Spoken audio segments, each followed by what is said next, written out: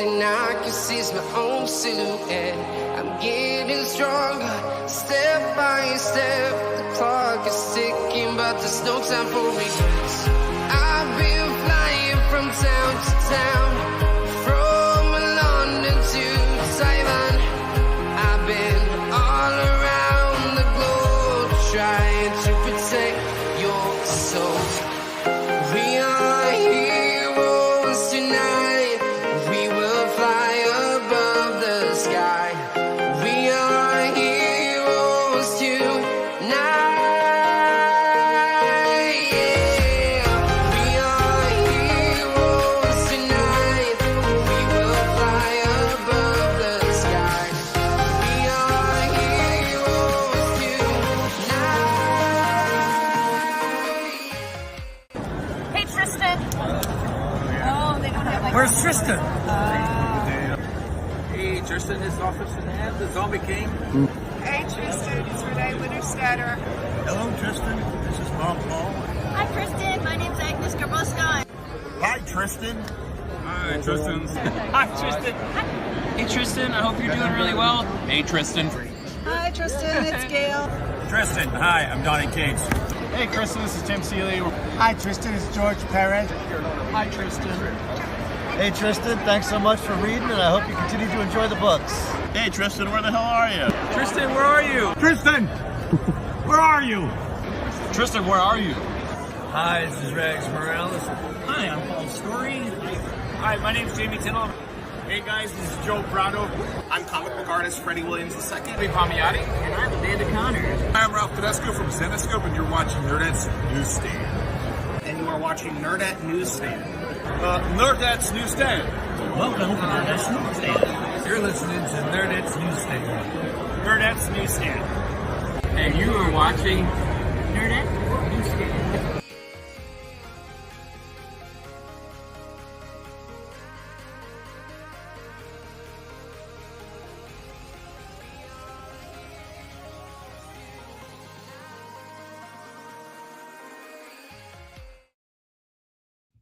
Good morning, everyone. Goodness gracious, today is going to be interesting, and we're going to get mildly political, so I'm going to apologize ahead of time for people that are not into those kind of subjects, but I cover it from time to time, right? And it's so funny because I put like a teaser on, not a teaser, but just an advertisement for my stream on my community post. And I always get pushback from people who don't watch my content. They're like, I was politically homeless, I think is the words I use, right? I think I sit center left, whereas Tim Pool sits center right. And then the other person in the video here today is the Serfs, Lance from the Serfs, specifically. And he is far left. Lord have mercy, you will see.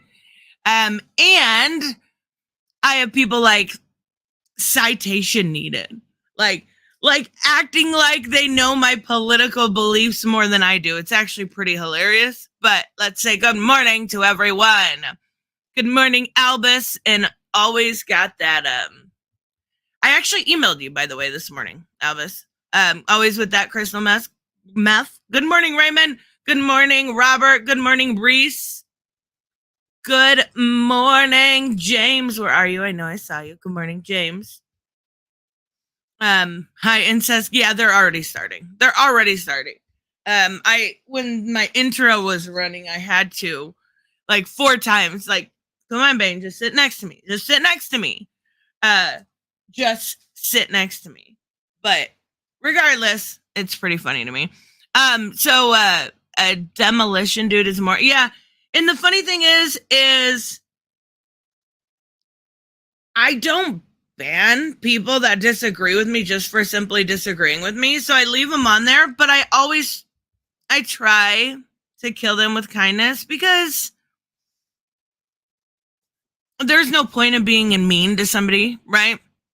So I'm just like, good morning to you too, sunshine. Like, oh, yeah, I see you woke up on the right side of the bed today. Like, you don't know me. And he said he stopped listening to me when I covered Ezra, and he called him a diddler.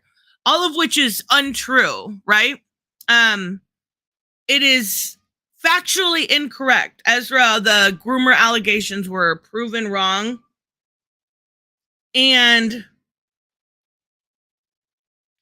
and I haven't followed it closely as of late. I know Saggy did a stream where Takata Iron Eyes came out, did an article, basically is away from Ezra. I've proven everything is false. But good morning, Hooded Justice. It's a very much so, and I hate to use this word, but it's very much so an SJW, for lack of a better term, tactic to call someone a name, and basically say, like a groomer or a Nazi or something along those lines in order to silence them. And I'm not a fan of that tactic. I'm a fan of discourse personally. But good morning, movie theater king Birdstorm 800. Good morning, Zeno. Surfs up, Dune. Oh my God, the Surfs guy. Good morning, Ted's fun. Hey Tristan, how's your PC? Was it the chart? Oh no. I don't want to get mad again. Oh, this is Ted Fitzpatrick. Oh, good morning, Ted. I don't want to get mad again. It is, I got a new charger. Thanks to Raymond. And I don't know what is going on. I'm not a computer person. I am, for all sense of the word, I am absolutely a boomer, right? So I plug in the new charger, all excited, right? All excited. And it does the same thing. And it's very loose inside the charging port. So I think it's working. Come back to my charger right before stream yesterday. And I had Carissa on. And Carissa, I love her.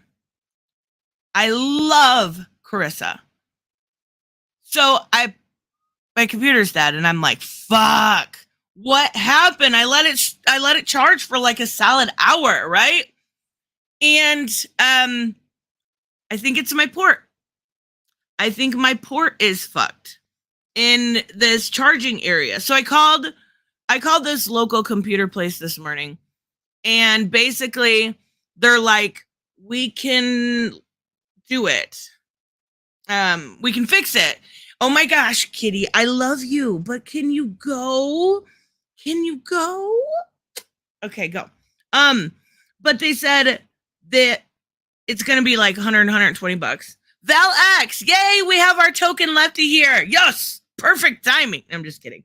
But the problem is it's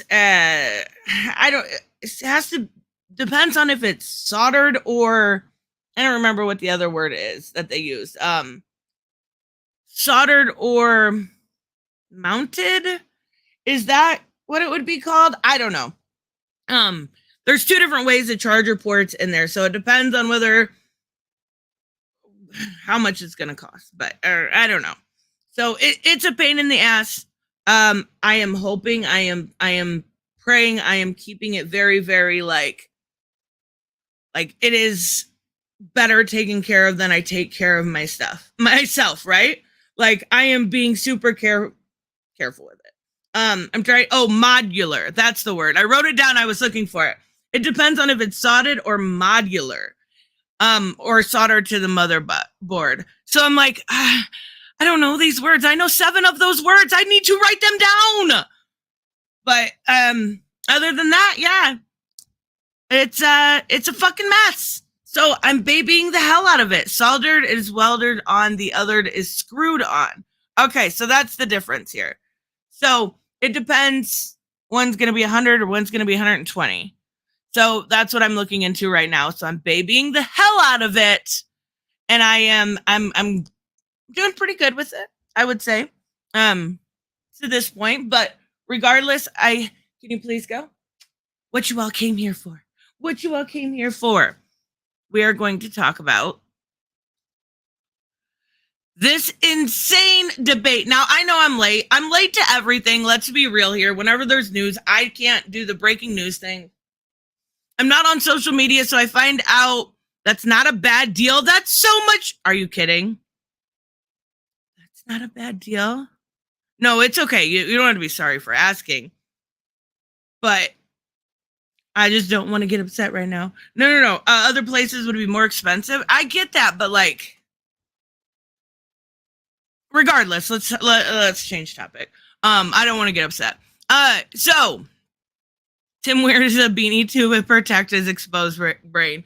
That's hilarious. We need to talk about this, right?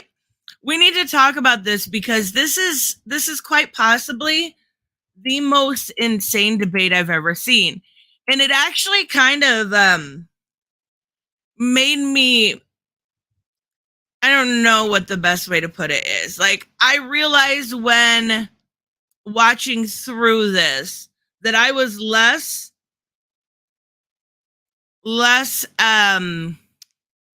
far left than a lot of lefties in this sphere, right? And I don't agree with either one of these people most of the time, which is weird to me, right? It's weird to me because I think a lot of them have really, like, they're both so extreme. And that's the issue. The extremes are the loudest voices. Them loony lefties. Yeah, and you're... Let's just bring it up. First off, I have to show you this insane clip.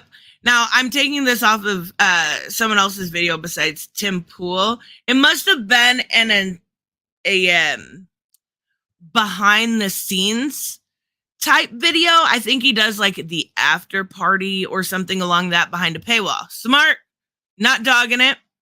But somebody shared a little bit of it. And I was left a bit speechless. I'm not gonna lie. Listen to this. On Seamus, the after-hour show is wild. If you suck a trans woman's penis, is that gay? It's not. No, you're sucking a woman's penis. Yep, that's me. Stop.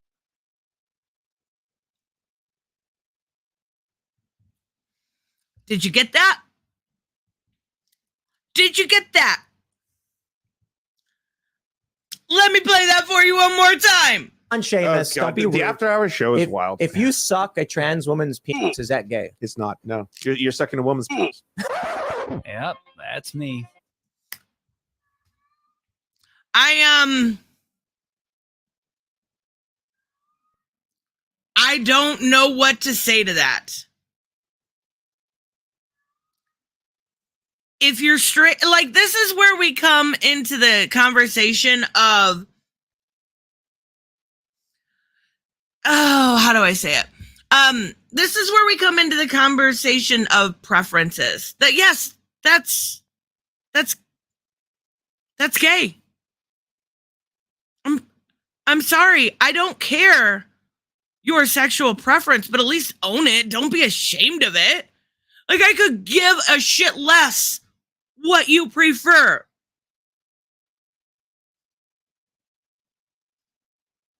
But let's not pretend like it's not gay. Like, I watched a video a long time ago. It was, I know it was Blair White. It was Blair White, right? I'm not a fan of Blair White. I am absolutely not. But she was kind of answering some of these questions because people were like, is your boyfriend straight? Is your boyfriend straight? And she was like, of course, right?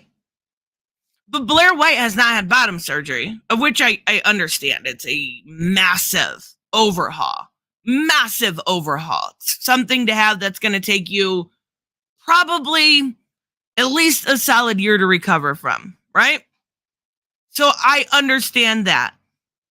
But saying that it's not a little gay is really, really weird.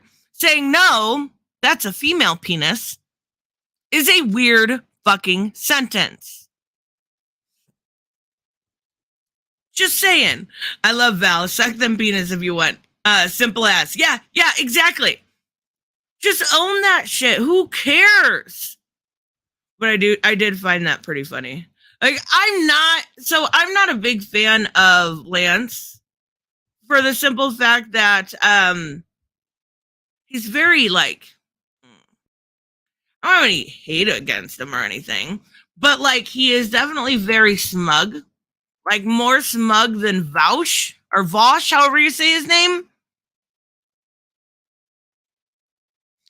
And that's kind of what bothers me, is he's very, very smug and very, very pretentious, right? And I would say I'm even a little smug. I try not to be, but I'm a little smug, and I'm a little, like, I'm egotistical in a self-deprecating way. Like, I'll say I'm awesome. Obviously, I know I fucking suck at video games, but I'm joking around about it, right? Like, he's smug to the point where he thinks he's very, very cool. I would say there's definitely better lefty content creators out there. I do think and I never watched Timcast. Timcast, because he has like 5 different channels. But I always watch him when he has lefties on there, because I find actual political discourse, not just a room of people agreeing with each other, very interesting.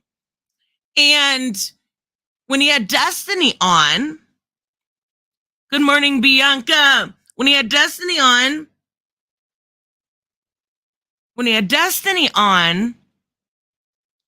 that was a great debate. That was a great debate. But ever since then, holy shit. Wait. Going to work, say hi to my mom. Hello, Bianca's mom. I love you. You're the best mom ever. Just saying. But it was very clear to start off with that, let me make this big, that Destiny had not, or I'm sorry, Lance from the Serfs had not done like a lot of debate, right? He had not, and this isn't the video I want. Where are we going to start here? All right, let's see. He had not talked to a lot of people that didn't agree with him. And honestly, that was his biggest mistake. His biggest mistake was just sitting in a room and having people that always agree with him on. So he clipped some of these out. We're going to go through the clips. Because the Anheuser-Busch, because it's 2 hours long, right? He's way less smug than Vosh. Maybe it just came off. I've watched a couple of his videos. Usually I only watch the Serfs if he covers like, I don't know, like the quartering or something like that. More pop culture topics. I honestly, like, if I'm going to watch a lefty content creator, I prefer, and I think I've been pretty open with this, like, I prefer somebody like Xander Hall. But he's also kind of a mini Vosh. So, like, oh, I don't know. I like Destiny. I would say I prefer Destiny. You've never heard of the Serfs before? Yeah, that's fair. I stopped watching Vosh when he stopped yelling at Sargon. Oh my God. Sargon, I think, is still around too. I don't know. I don't keep up with it, but I'm pretty sure I do. Pretty sure he is. I think he has like a, what was it, Locust Killer? Not Locust Killers. I don't remember. I know it's something like that. I know they got demonetized, and I shared it because they got demonetized, but it's like Locust. I don't freaking know. I don't know. Locust Eaters. Thank you. Bush CEO has finally disavowed the Dylan Mulvaney ad in private to investors, though he's not made a public statement. Sales are down 26%. They're going to be giving out free cases of beer to distributors, and they've vowed to spend millions of dollars in marketing. But the boycott is particularly effective, I would say. And there's videos now coming out of people at sporting events where the Bud Light is just behind the counter, totally full, and everyone's buying other brands. So did Ian and Seamus both just leave at the same time? Yeah, I know where they went, but they ran just for both it. leave. So let's jump into this. What are your thoughts on the That's a Budweiser? little too fast. My thoughts are keep going. You're doing awesome. All of you. I mean this. To every single person protesting Bud Light, fuck yes. I am so here for this. It's fucking amazing. Stop, you stupid computer. See, I hate this freaking computer. Another topic and more people I don't know. I am not surprised, Reese. I am not surprised at all. You are so lucky. Good morning, Joseph.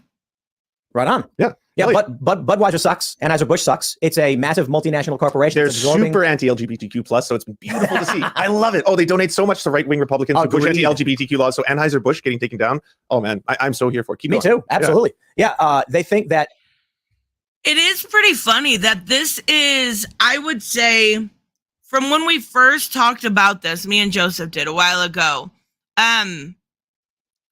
This is one of the very first, if not maybe the most successful, at least in my opinion, that I've seen conservatives really stick to their word, right? And good for them. I think that's awesome. It's piss beer. It's piss beer. I would be very curious if it's down though. Let me see here. Anheuser-Busch stock. It's down 0.25% today. I mean, this has been going on for what? Over a month now, so we'll look at month.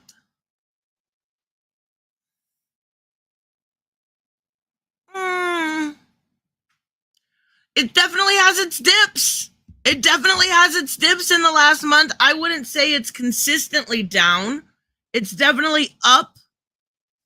When you look at the 3-month market, when you look at the 6-month market. So it's going to be more of a long-term thing if they can stick to not buying any Anheuser-Busch, right? Any. That's what they're going to have to do. They cannot buy it at all.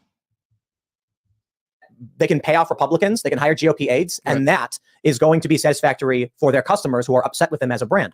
So clearly what we can see, where I think we agree, is that Anheuser-Busch is a faceless corporation with no real values that is willing to spit in the faces of the little guy if it earns them a profit. They're a trash company and nobody should buy their products. The left. Fucking Zeno. Beer does not taste like piss. Trust me, I know. Even Val said, I've had better tasting piss, not gonna lie. Oh my God, that's great. Gross, but great also at the same time. And the right, both agree. Here. Unity for once. I hope they fail. Same thing with Disney. Keep going after Disney. Absolutely. Take Disney down. I'm all for the right wing taking on Disney, all for the right wing taking on Anheuser-Busch. Yes, of course. These are terrible fucking corporations. I'm all here for it. By the way, the Daily Mail is like the #1 source on the show, right? Like every single time you pulled it up. Because that same site that you showed me, All Sides Media Bias, it has the Daily Mail on right wing. And I know that you yourself, when you pulled actually it up, fantastic. The Daily Mail. But if you use them as a primary source, you understand why I'd say that. Like we don't use them as a primary source. Okay. What happens is when we pull up stories, I'll go to like CNN, the New York Times, the Wall Street Journal, Fox News, ABC, and they'll each have like 300 words. And then you go to the Daily Mail. Daily Mail is very right wing. We can't with that's not even debatable. Dip in sales does not mean sales are down. What is not being discussed is how many stores have marked down Bud Light and how many people are buying this now cheap beer. Not only that, but a lot of what you're seeing is very anecdotal. Yeah, Val, that's what I'm saying. Very anecdotal. Oh, I'm not selling as much Bud Light. My sales are, you had a vendor come out. I think Saggy covered it. It was like a vendor saying that nobody's buying Bud Light. Like these are very anecdotal. But when you look at the stocks with the dip, it is very clear that something is going on. Now, does that mean in the 6-month run, it's going to affect things? In the 3-month run, that's what's to kind of take a look at and wonder if the conservatives will keep it up. No, the dip means sales are going down. Yes, that's what I just said. That's what I just said. after doing a search on key elements of the story, and the Daily Mail will have like 7 different versions of all breaking down different components. Right. Like if you scroll down the Daily Mail, they often do these special sections where they have entirely different stories within the story, providing more context. Like for instance, this story from the Daily Mail not only talks about the current story with the CEO, but it even goes all the way into all of the context going back to the commercial that was released, the sale drop at 6%. Like, I don't care about this. What I wanted to get to was the stuff so after. I really don't care. And I'm not being mean when I say this, but I don't care about the Daily Mail for one, because the Daily Mail is garbage. Their titles are garbage. They do a good job, like you said, when it comes to like having extra stories. Yes, they absolutely do. But I'm not a big fan of the Daily Mail. And I don't care about Dylan Mulvaney. I don't care about her. Her content is not made for me. Clearly it's made for somebody, but it's not made for me. So her being in the news constantly, I'm over it. I'm over it. I don't, not being mean. I've got nothing against her. She's a lot extra, but like, I don't care. The right wing made her so famous or infamous, whatever. I have a really big problem with what I feel on this show is a lot of anti-trans hysteria and fear-mongering that takes place. You want to open that book? I have that book at home. We can talk about that in a second. Yeah. And I'm totally comfortable talking about that book. I've read it. Should it be in schools? I want to talk to you about the trans issue, though. Because right. And that's why I asked about the book. Okay, we can get... I don't know what book they're talking about. My best guess is that they're talking about probably genderqueer. And I can agree that there's no fucking way that should be in schools. There's no fucking way that should be in schools. But that doesn't justify a lot of the other books that have been banned for inconsequential reasons on both sides. Genderqueer is a different story all in itself. Now, when we're talking about Moss, fucking ridiculous. To the books and the schools, the curriculums, and everything that Florida's taken away. But you profess to be kind of like fact-based, science-based, right? Yeah. Like you pull up, I've noticed you want to pull up stats and figures and stuff like that. Of course. Why is it that you push propaganda when it comes to trans people? Like what? That is so far beyond the pale. Like what? Okay, let's start with gender-affirming care. Mm-hmm. Gender-affirming care, you're very, very against. I've heard you call it mutilation. I don't call it mutilation. I've never said that. That's what you say on your show. I do. No, I don't know if he does. I call it mutilating children. I call it child. I don't know who that is. I don't know who that other guy is. I should have probably known that. But, my book hasn't been published yet, and it's been banned. I mean, cancel culture is a bitch, James. It really, really is. Sex change. When you were talking about Dwayne Wade moving his family, someone in the crowd said, "Why are you mutilating your son?" That was a quote from someone else. I didn't say that. I call it. But then you made, and I've explicitly said I don't take the right agitator approach of calling it mutilation because that's not effective in having a conversation. I will plainly call it a child sex change as what it is. I'm not going to call it gender affirming or mutilation because I don't think those things accurately explain what it is. Okay, so when it comes to gender affirming care, 0 to about 10. Are you talking about child sex change? No, I'm talking about gender affirming care. But 0 to about 10 years old. The answer is yes. You got to define it, okay? Because if you're talking about something different, tell us what you're talking about. All right, so if someone is trans and they're young and until they're about 10 years old before they go through puberty, gender affirming care would be in the form of you using different pronouns, preferred pronouns, and allowing them to dress differently. Yeah, I don't care about that. Do you have a problem with that? Does anyone here? Yes, I do. I don't. Okay, so I wish I knew who that other guy was. He has a problem with that. Oh, Freedom Tunes. Thank you. Oh, I have seen that website or that channel before. I think they did one on John Kent or Tim Drake, and I think I saw it. I believe so. Okay, Freedom Tunes. Okay, that makes a lot of sense. So Tim has no problem with that. I would argue that his content is clearly, he knows what he's doing with the algorithm, even if Tim is not right-wing, right? Even, I think you could make a argument that he was, but I think the content and the coverage that he pushes is why people see him that way so often, right? He's going into the trans very much so going into the trans hysteria, the panic, right? The panic, oh my God, they're trying to queer your kids type panic. And it's really, really ridiculous because it's like every single day, it's either Dylan Mulvaney or look at this, I don't know, this person on TikTok that had 2 likes or, you know what I'm saying? Like, it's something that is way overblown for the small amount of trans people there are in America. But both of you don't. Right. Mm-hmm. Okay. So do you accept that there is no surgery being performed on children at that age, from 0 to about 10? There's nothing, there's no hormone blockers, there's no puberty blockers? There is hormone blockers. I don't think surgery is happening on kids under 12. So hormone blockers aren't given to children until they go through puberty. That's not true. That's not true. I mean, it's close to true, but it's right before puberty. And this is why I don't like either side of this argument, because they're both pushing false narratives. Puberty blockers are done right before puberty to block puberty, right? Whether or not you agree that they should be given to children is not up for me to decide, but that is what they are. That is when they are administered, right? Tim's a lefty. He's just a grifter. When his channel first started, it was super left. Was it really? That's crazy. I know he says he's like a, I don't know, milquetoast fence setter or something like that. But I could almost agree with that if it wasn't a certain narrative of the topics that he covered. And I think it's almost that is the main thing, is he's covering the topics that the right wing cover, the same talking points, right? There's also medical reasons for puberty blockers in children with rare condition outside of transness. Absolutely. What is it, Luprin? That's what it was approved for. There was reasons.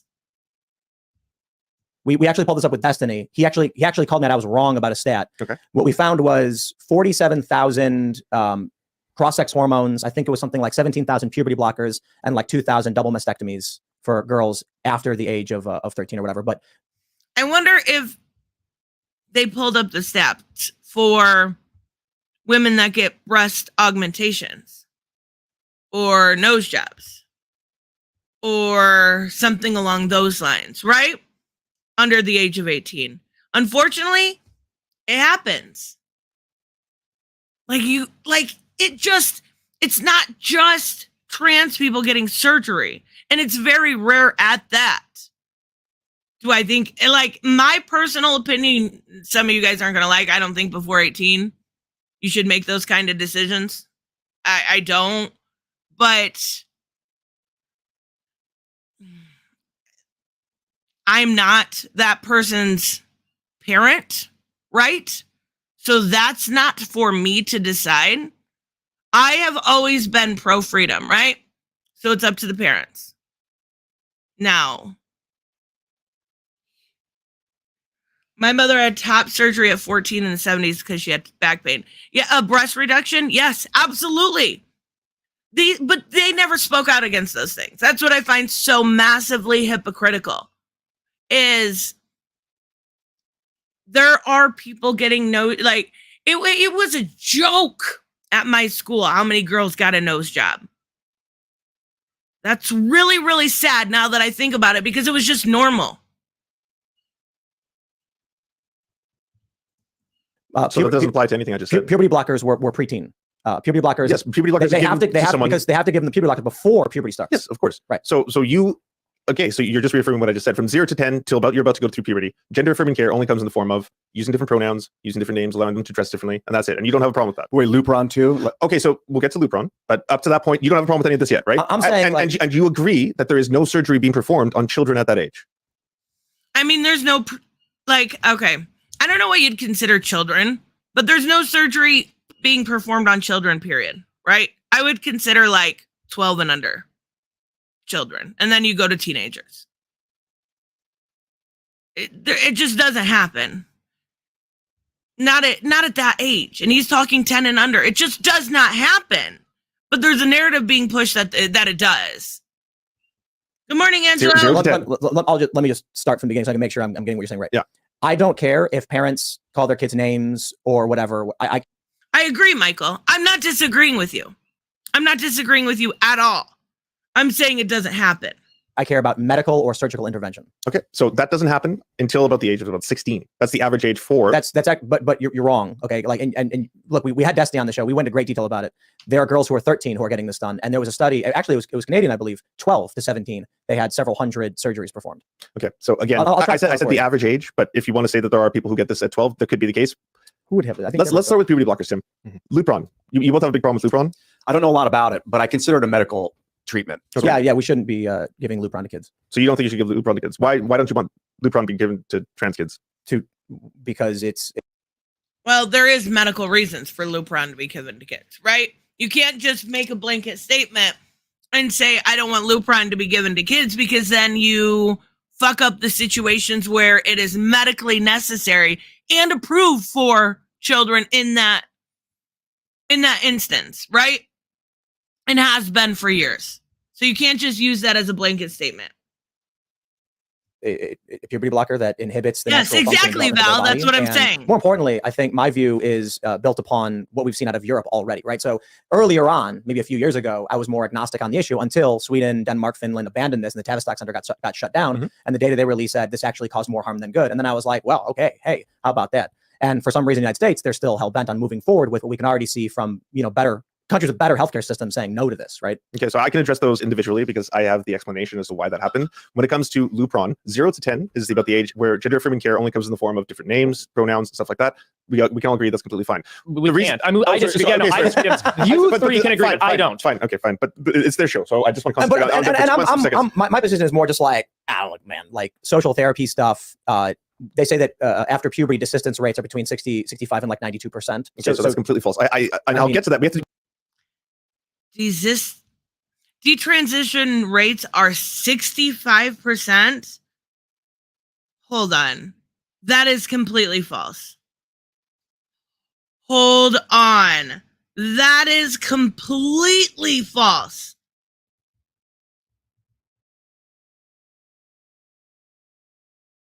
I don't even have any studies up. But the results of these, okay, so why detransitioner, hold on, let me bring this up here. Let me show you, because I don't want to just be talking out of my ass, even though that, that is what I do. They were talking about trans kids, not kids with those issues. Okay, that's fair. That's fair, Ori. Good morning, by the way. The results of the study suggest a wide range of possibilities for rates of detransitioning from less than 1 to 25%. The research provides with less certainty about the incident of regretting amongst patients who receive medical treatment as minors. I think the study he was talking about was the one where the person came out and actually said, I fucked up on this study, right? I fucked up on this study. And I included detransitioners as people that didn't just show up. That's already been debunked. So that's what I'm assuming he's leading to here. But the detransitioners are real. I don't want that to be invalidated, right? Every single person that goes through this is a real person. And I think that's what people forget. And it's really unfortunate. There is no way to know the rate of detransition because decriminalization concerns. I can get a detransitioner up here for you for interviews from California. His story will change you. Oh my God. That would be fucking amazing.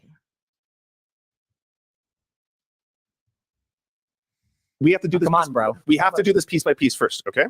Let's get through Lupron. Hey, first. I just proved you wrong.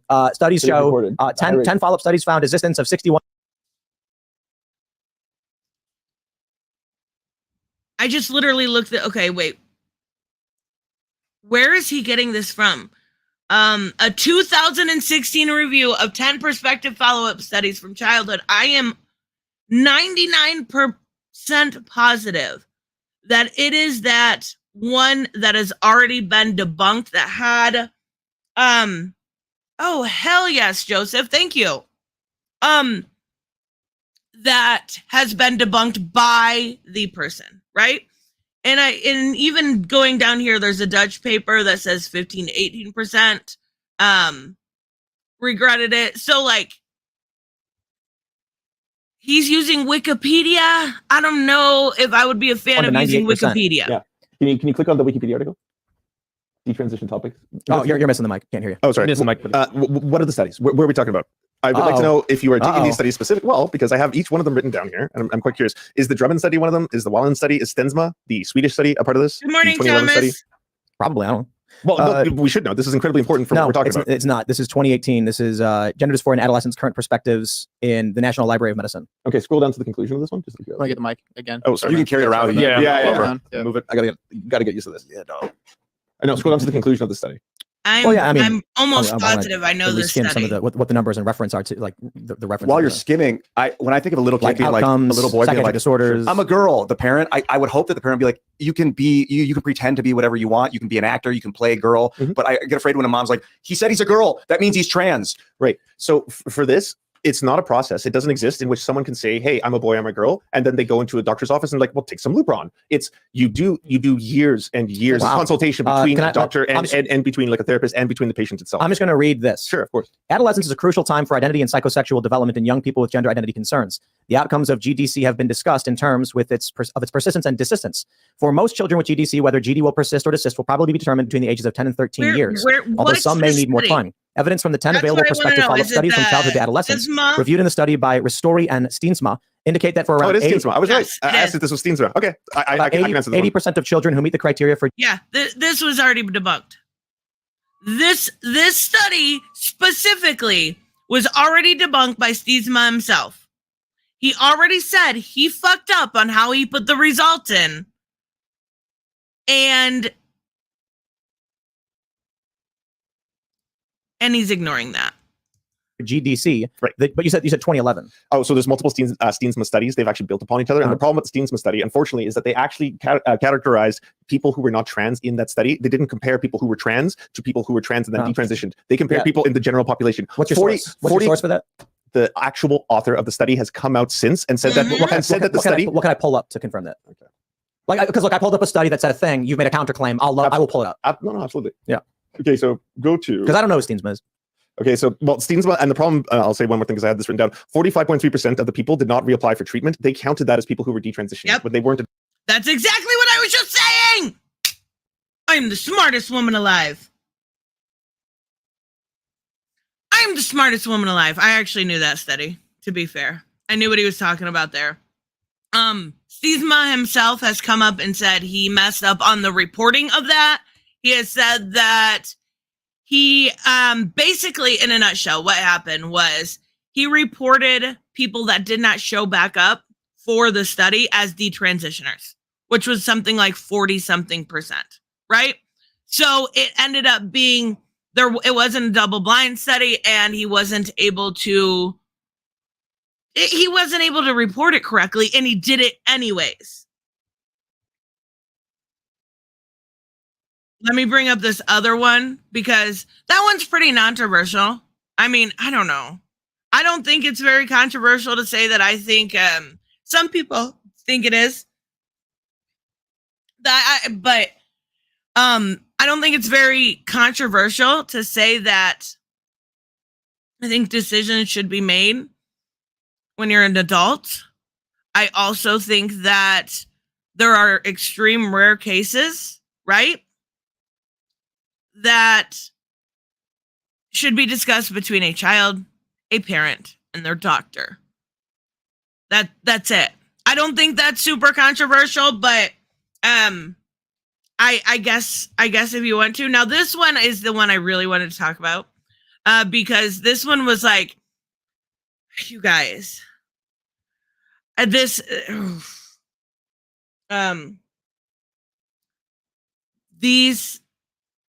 this specifically made a lot of people's skin crawl. The way, I don't know if that if that's the way to put it. But the way that he basically went about this was really, really piss poor, in my opinion. Right? Most people know I am pro-life personally, pro-choice politically. And I don't think I will clearly have the hello, Adam, Adism. How have you been? Long time no see. But this, I am pro-choice to a point, right? I'm pro-choice to a point. I am pro-choice to a point of viability. He is pro-choice. And I don't know if it's a lefty position or not, but the whole 9 months, right? The whole 9 months. And that is wild to me. That to me is something I personally, I know people can, but I am pro freedom, but I cannot get behind that. I can't. Like, how like disgusted you are that women may have an abortion in the 9th month, right? Or even a viable baby of a viable baby that could. And I wanted to scream at that time, being like, women who have abortions in the 9th month, they're not doing that because they got bored or all of a sudden they're like, oh, I don't care anymore. They do that because it's a fucking tragedy. Like statistically, women who are getting abortions in the 9th month is because there's a medical complication that could kill them. That's why they have to do it. What do you false mean argument? False. I mean, most of the time, yes. Now, there is an argument to be made that there's no reason to outlaw abortion in the 9th or the 3rd trimester, I suppose, because you have to jump through more hoops and it could endanger a woman's life, right? So if a woman's in danger and she's 8 months pregnant, say, and a doctor has to now go through a certain clarification and extra time in order to be in order to make sure that that is legally allowed. That's the only argument for it. There has to be a cutoff. Mine is sentience and that viability, right? It's a baby. You guys, that's a baby at 9 months. That is a baby. That is me, I know, but that is... I don't know any lefties that like viable term abortions. Wait, do you mean... Yeah, I don't either. I don't know... I mean, this guy, you'll see his argument here in a second, but viability has to be the cutoff for me. I believe 82% of people are pro-choice until viability. And I think that's probably pretty accurate. And I think that's probably pretty fair. How much more fair can you get? What if there's a miscarriage? Should the state enforce that upon those who are carrying? What? Of course not. Hold it against the person that's carrying that child? Absolutely not. That is not a woman's fault. That's the real world. I already said viable. Try again. What are you talking about, Tim? I already said abortion of viable fetuses at 9 months. This is ridiculous. Do you know what viable means? Yes. It means the baby can survive on its own without medical complications. Absolutely. And why legalize abortion of viable fetuses at 9 months when the baby could just women are not getting abortions at the 9th month for pleasure or because they want to suddenly do it for kicks. No, that doesn't happen. It's a tragedy. It's a tragedy of the highest because there are medical operations that could kill the mother and they need to get an abortion. Why legalize? I just told you that's the reason why. So all right, I'll try and break it down for you. Can the baby survive? Let's talk about a baby. The baby can survive on its own. Yes. Sure. Okay. So the baby can survive on its own. There's no debate here. There's no debate here. There's no debate if the baby can survive on its own. I'm sorry, you're not going to be able to have a good argument. Like I said, the only argument is for medical reasons. The only argument is so that doctors don't have to jump through hoops. I have a soft spot for kids. I can't change that position. I can't morally think it's okay. Lance doesn't like the idea of having abortions at 8 to 9 months, but women should have the right to choose till the baby is born. And I understand that. I understand his position. I just can't personally agree with it. Abortion is defined by Planned Parenthood and the law as terminating the life of the baby. Correct. Why terminate the life of the baby if it can survive on its own? Because it could kill both of them. That's why it is done at that stage. So now, when he is talking about emergency or a mother's life in danger, that is an absolutely different story here, right? That is a different story. But you, as Val so crudely said, I think if it's viable, just cut it out and give it a chance. Yes. Yes. Yes. Yes, absolutely. What there's, as much as the system sucks, it's there. At least give it a choice. There are cases right now where women who wish to start a family aren't able to because they have had a miscarriage. Right. And look at cases like 8 or 9 months pregnancy and they terminate it. That could be an adoption, right?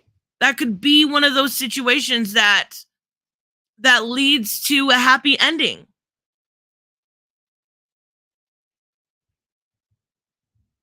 So how do you kill one or the other, and they have to make the tough decision at that point. So how do you remove the fully formed 9-month baby at that point? Oh, I don't know the science of it. I've never performed that operation before. So shouldn't the law then good morning, be, North Star Ken. if the baby must be removed and it is alive and capable of survival, all actions must be taken to preserve the life of the child and the mother? I would say they'd probably choose the mother first, right? Why? And this is such a strange scenario. How often do you think that this happens and all of a sudden they're like, the baby could have lived. You could have done it. Why did you choose the other option? It's like, this is a tragedy of the highest order because they want to have the kid. At 9 months pregnant, a woman is on her way to give birth. So it's like, it's the worst possible fucking thing that can happen to her. That's not always, again, I said I didn't want a dogpile, but that's it's statistically not true. There have been surveys done on women who had later abortions, and for a pretty large sum of them, it's because they were not sure whether the father of the child was willing to commit. And then when they found out he wasn't willing to commit, they would have the abortion. No. Sorry. Not okay. Not okay. I get it. It's scary. I get it. But still not okay. And so there are different stats you're going to find for different points in pregnancy. When it comes all the way along to 9 months, I don't have the statistical data on that. However, I do know for later term abortions, there are reasons other than what is traditionally considered to be a medically necessary reason. For example, some people will say that a negative mental health outcome is a reason to abort a child later in pregnancy. So if the woman is depressed, they will list. I don't really find that as a great excuse either, because women go through a flood, a massive amount of emotions. Your hormones from conception to birth are fluctuating constantly. And then afterwards, they drop. So you get these baby blues, right? So I don't know that necessarily I find that as a viable excuse. Like, I just don't think that's I get depression and mental health is very important, but not in late start. I promise I can talk. Not in the late term aspect will I ever agree. To that as a reason for why the child had to be terminated to save the life of the mother, which is certainly not the case, very obviously. And to the point of what Tim is saying, when we say there's no such thing as a medically necessary abortion, the principle behind that is if there is an operation which is necessary to save the life of the mother, and then she miscarries the child as a result of that operation, which was necessary to save her life, that's not an abortion because nobody's intent was to go in there and end the life of the unborn child. And so if a woman's having complications.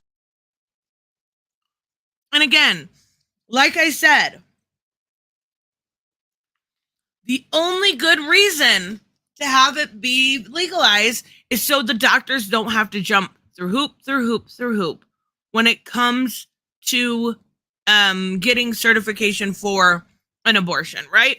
We've seen this stuff happen in Texas, and there's other states where women had to actually go into sepsis in order for an abortion to be performed.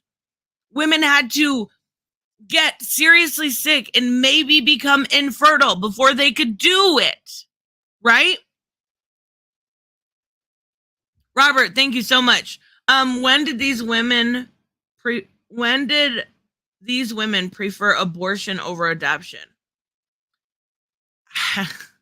I don't know. I mean, I don't. The foster system sucks. I get that, but also, so it's like 80 something percent is, done by like, in the first term, and it's a pill, right? It's nothing invasive. But when it comes to late term and not just putting it up for adoption, I can't. But I also, I don't know. I know people are sensitive. It's a sensitive issues, but I can't get behind late term. I can't. Where she has to deliver early, you deliver the child early, of course. And if you're at a point in pregnancy where the child isn't viable, that's a horrible tragedy. You still do what you can to save the child, but you can't always save the child, and we understand that. But to go in and rip the child apart to end their life is never something which is medically required, even though an early delivery may be. But are there situations where if the baby is this is so harsh, in its complete form, that even trying to induce early pregnancy could kill the mother, so they have to break the baby's body apart? Oh God, so that they can I get don't out even without want to killing the think mother? about it. I've never heard of such a thing. So, and there are letters, by the way, signed by literally thousands of doctors. So who have let me ask. Oh Let me my ask you God. this. I have to say one thing. So 88% of abortions are in the first 12 weeks. 88. Yeah. 88% of 88, abortions. I was right. Less than 1.3% of abortions take place near the 8th or 9th month. How many Is abortions that good, Mocker? Well, how many is that? I don't know the actual numbers. This is the percentages. 13,000. Okay, but we're talking about less than 1.3%. Hold on, 13,000. That's the number of people who die from gun violence in the U.S. each year that aren't suicides. Gentlemen, so that's I am not here 13,000. to justify abortion when it happens as in it's But a good you're thing. no, I don't celebrate brother, you're saying it doesn't happen. No, You're saying it I doesn't never said happen. It happens 13,000 times. I said it's extremely. There is 338 million Americans. I'm sorry. The numbers are going to be a little daunting. He said, "I'm sorry." He must be Canadian. He said, "I'm sorry." I'm sorry. I love it. I love it. I have a thing for the way people talk, and it's kind of cool. Like, Liana does the same thing, or she'll be like, "A boop," and it's so funny. Okay, he said, "I'm sorry." Anyways, they're so diametrically opposed. They're already like seething at this, and I am not a fan. How about 2 abortions, then you get a hysterectomy? No. What? Like a forceful hysterectomy? Like you gotta be held down? No. Yes, the numbers will be high. Well, I'm not here to celebrate I that. don't understand your argument then. My argument is that If there's a lot of human 13,000 beings. people die from guns, we have a problem, right? Oh, 13,000 people die from guns. Yes, of If course. 13,000 late-term abortions happen, is that a problem? These are completely different things. Well, how so? Okay, so if someone dies by a gun, are they being shot? Were they killed? Did they kill themselves? Was it a suicide? Was it That's a a gang good- violence thing? Who that's- knows? that's a good question. Can I clarify? I don't want to argue. I just Hold want to on, clarify. I need to answer this. Well, In the case of can I late, address yeah, what you but just said? yes, but Okay, stop talking over each other, boys. You're grown-ass adults.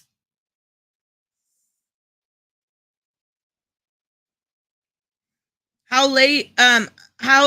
Late term is how late? Last trimester. So like month 7, 8, and 9, Albus. in the case of late-term abortion, India did those forced sterilization. Oh my God. That's why I no. From the moment you can hear a heartbeat, it should be too late. You know how early that is, right? That's too early. That's too early.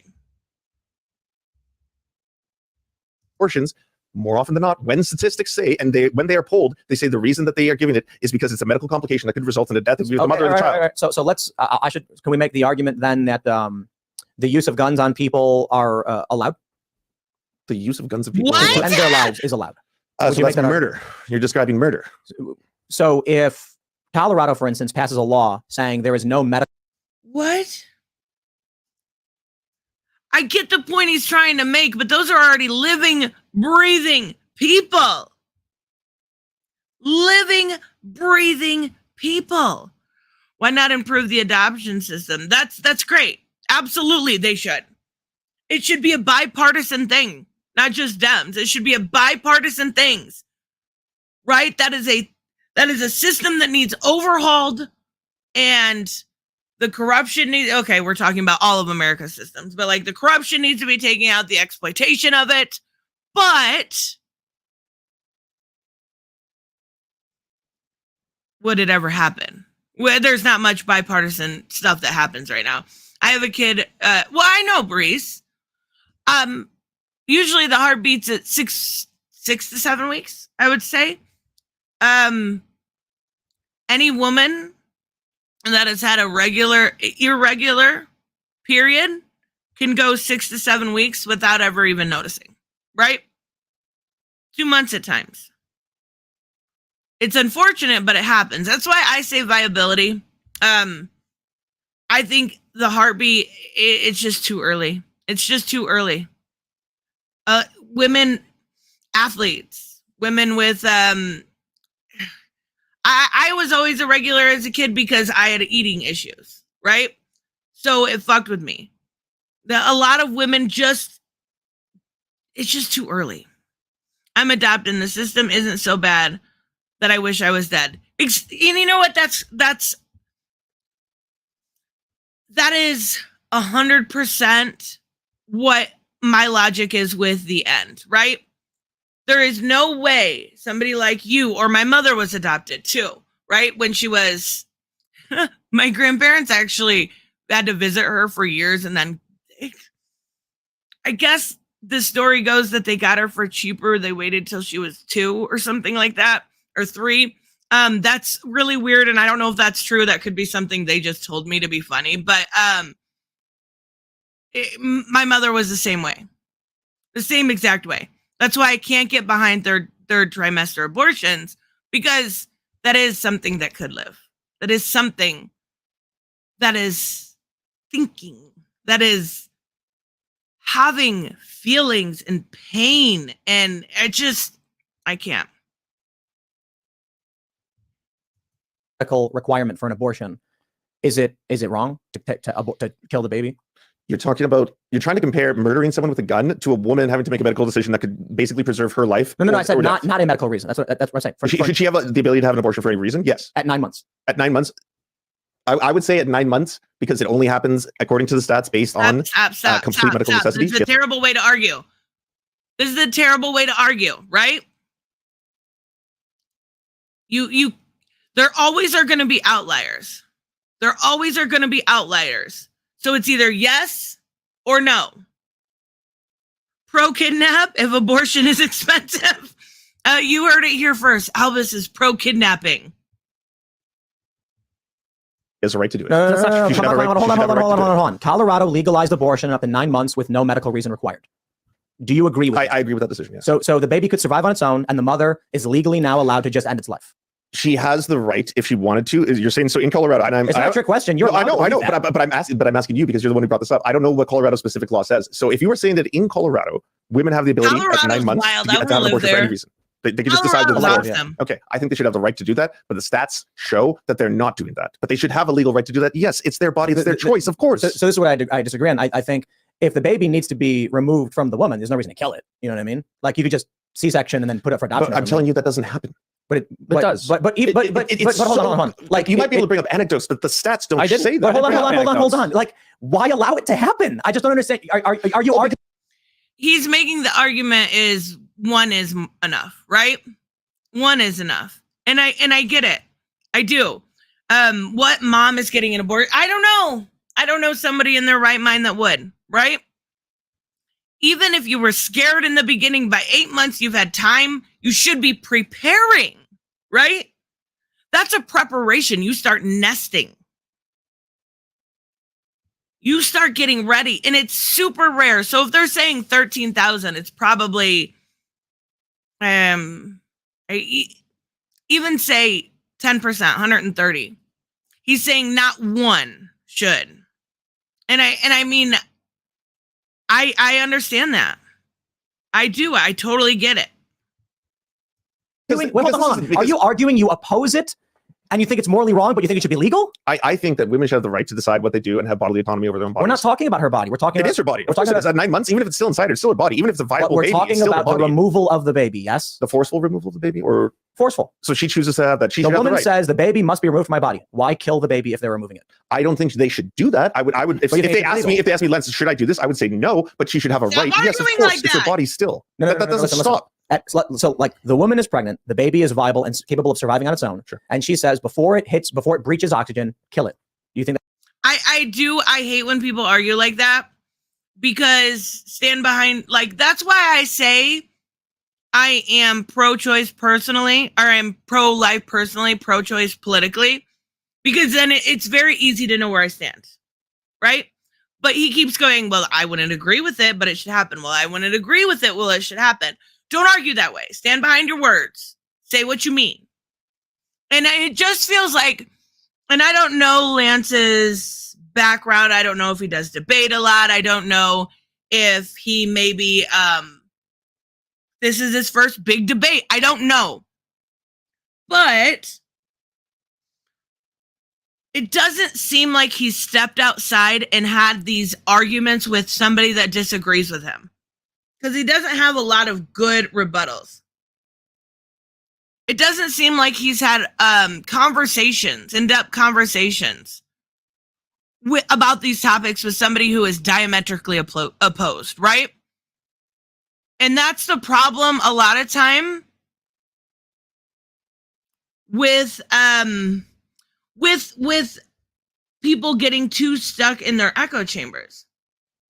You know what I mean? Like, you gotta step outside and have that argument. So he accepted that it's killing a baby. Yes. And that's where you gotta draw a line. You gotta. That should be allowed.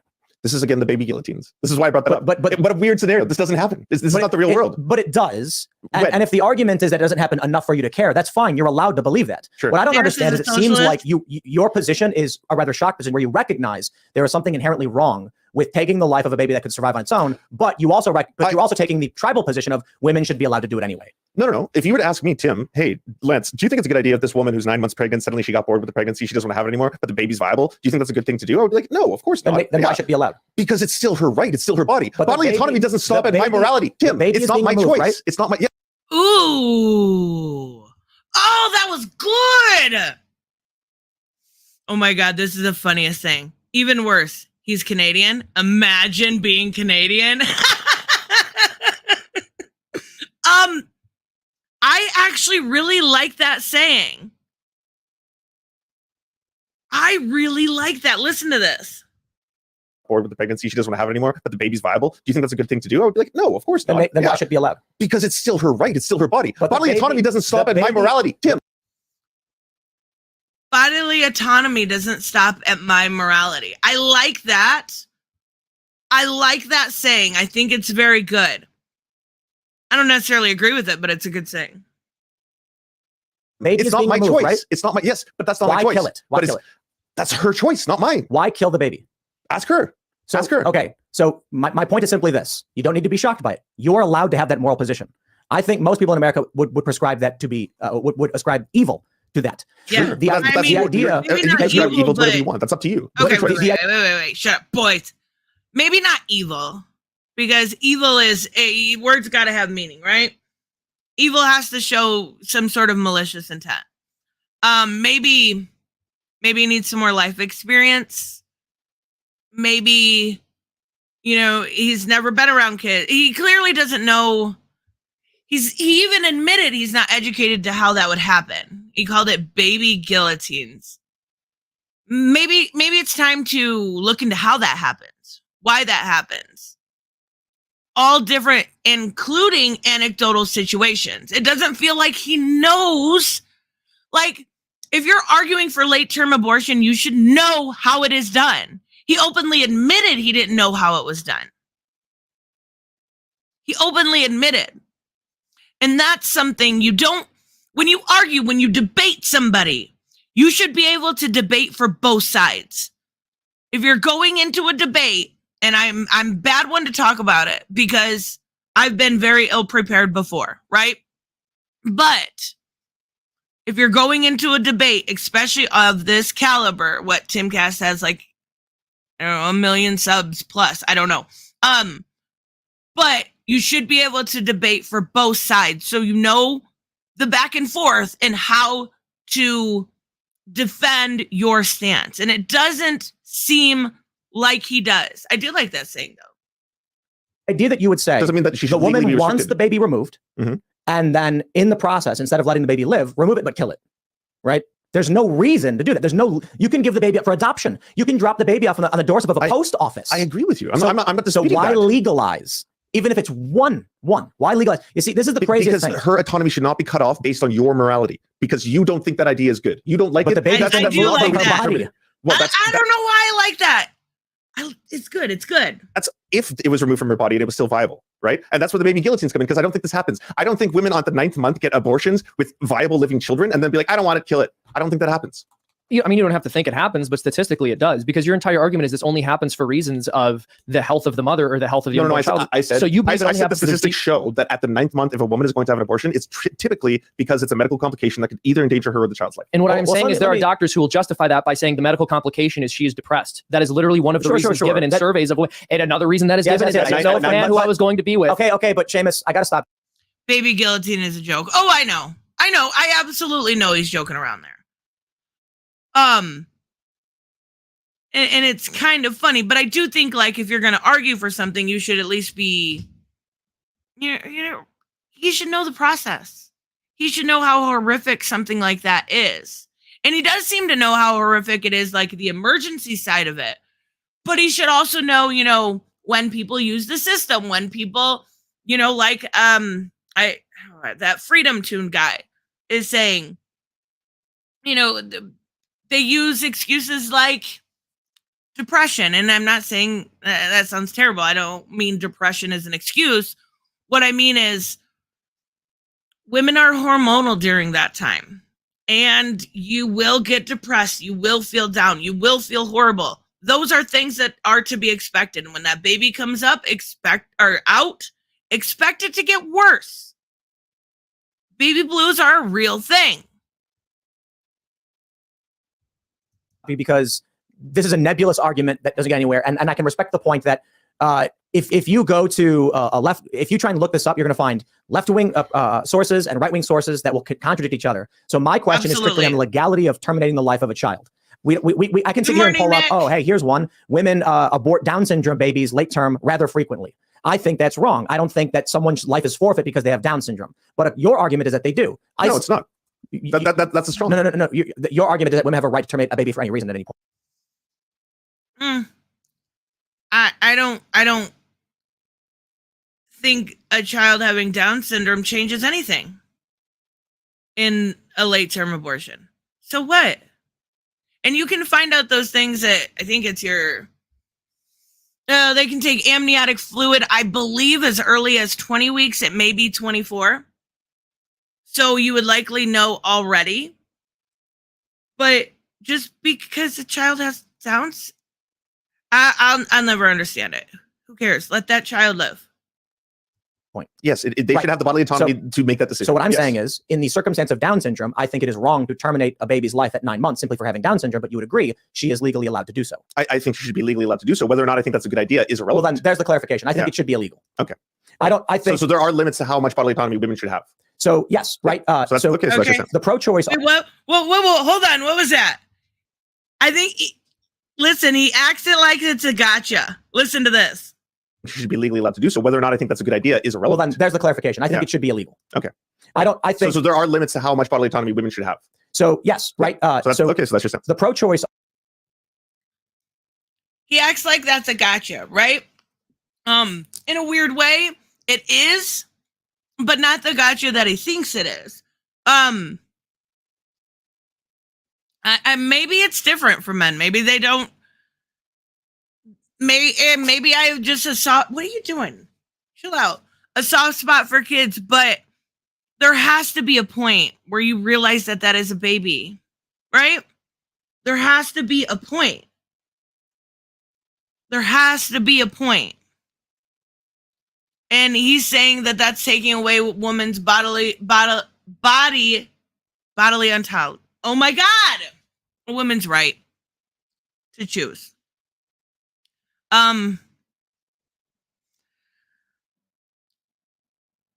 You also have to realize you're talking about a fully formed human being. We're not talking the first few weeks.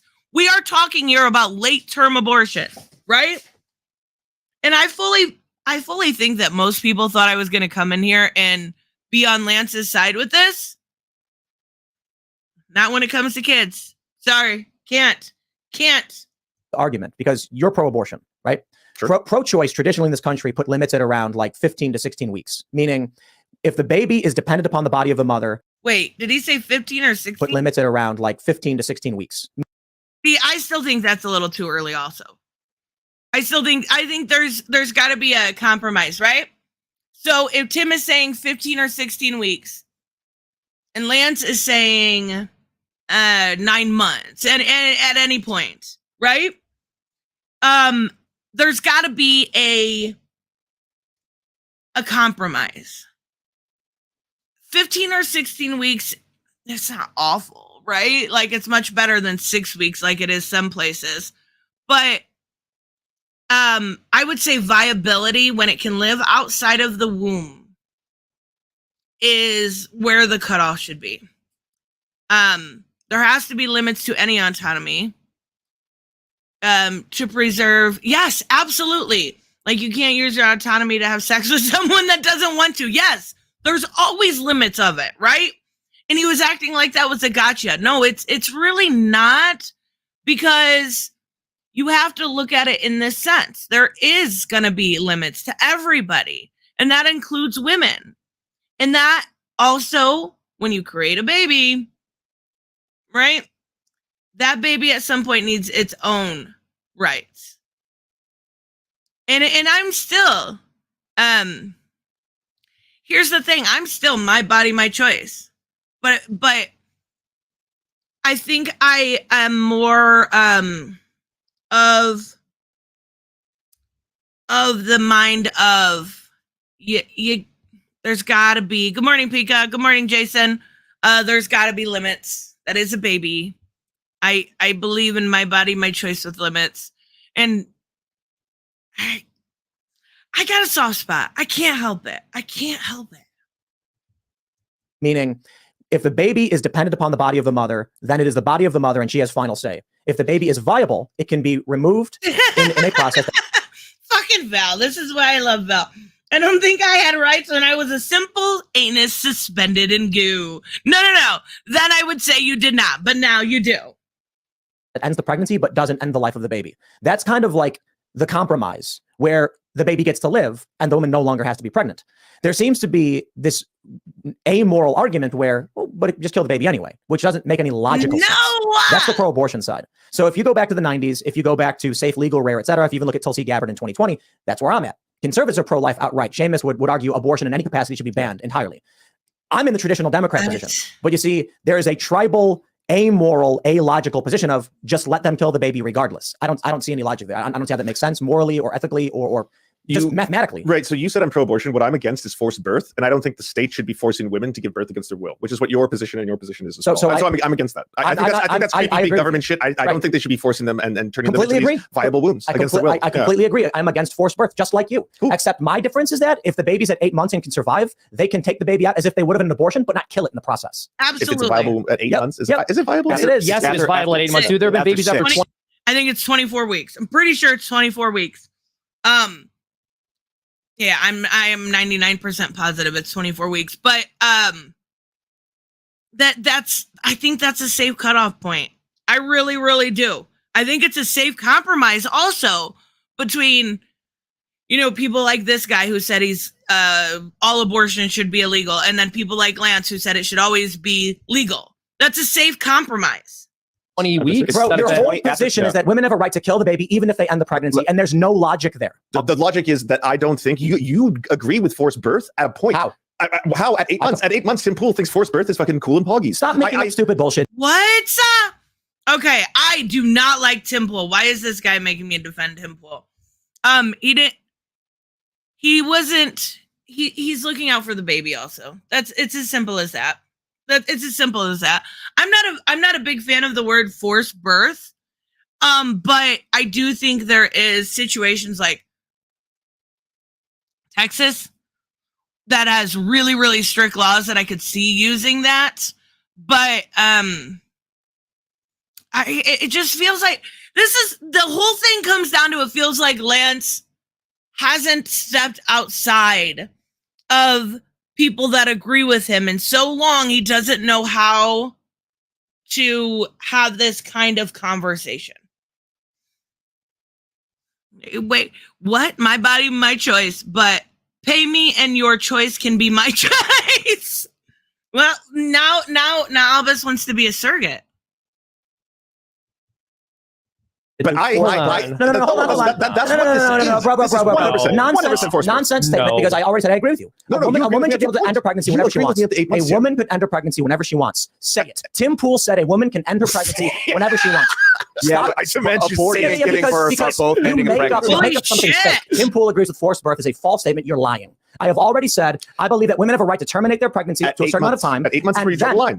Yes, you just said that if the baby is viable, that she shouldn't have the right to be able to terminate it. To kill the baby. Yes. I said she can end the pregnancy whenever she wants. And ending the pregnancy can be giving birth or aborting the baby. Or a C-section that keeps the baby alive. She has to be forced to give birth against her will in a C-section, but the baby is viable and they give it So up. how do they remove the baby? Either way, the baby.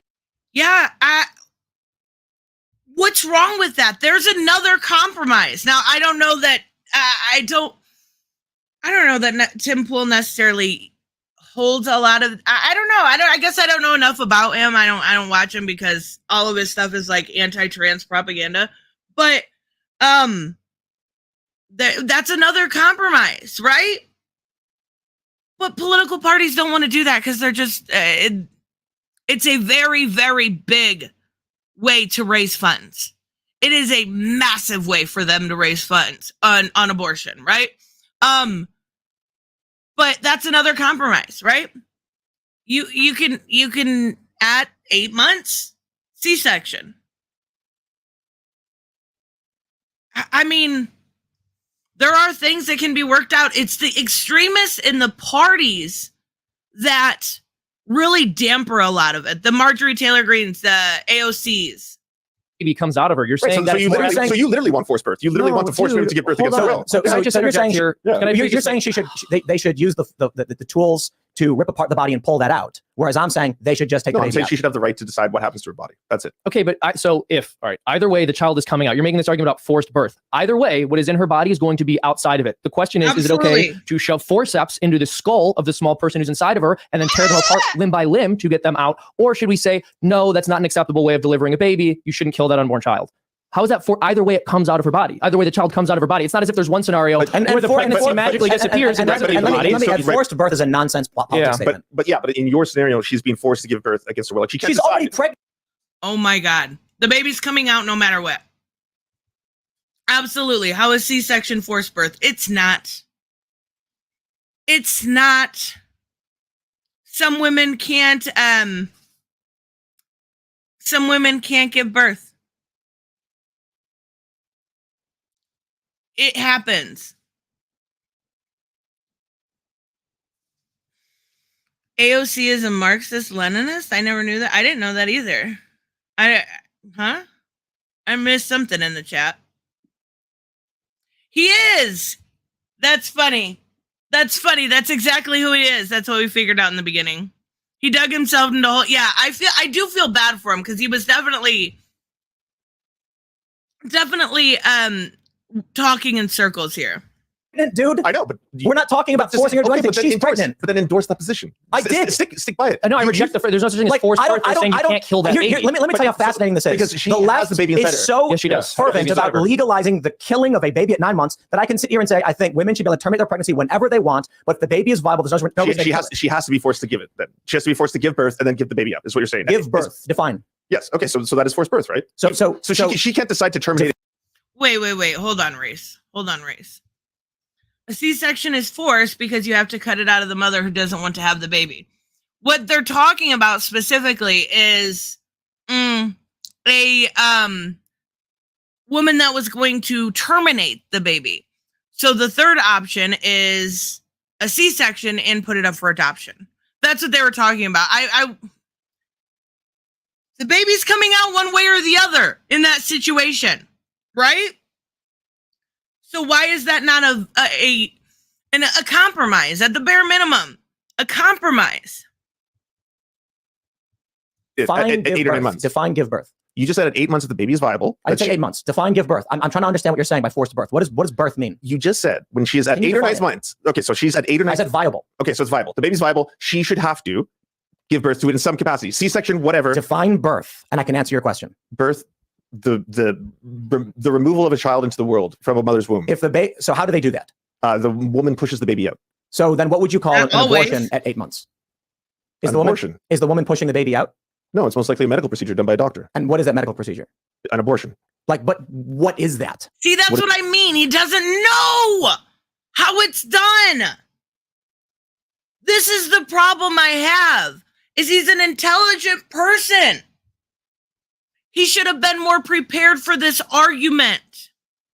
Is an abortion? Yes. Like what? How is it done? Yes. I'm not entirely sure how it's done in 8 months. I know earlier on it's usually done with a series of tools. I don't know how it's done in 8 months. Okay, so your moral argument is forced birth. I'm trying to understand what your position is.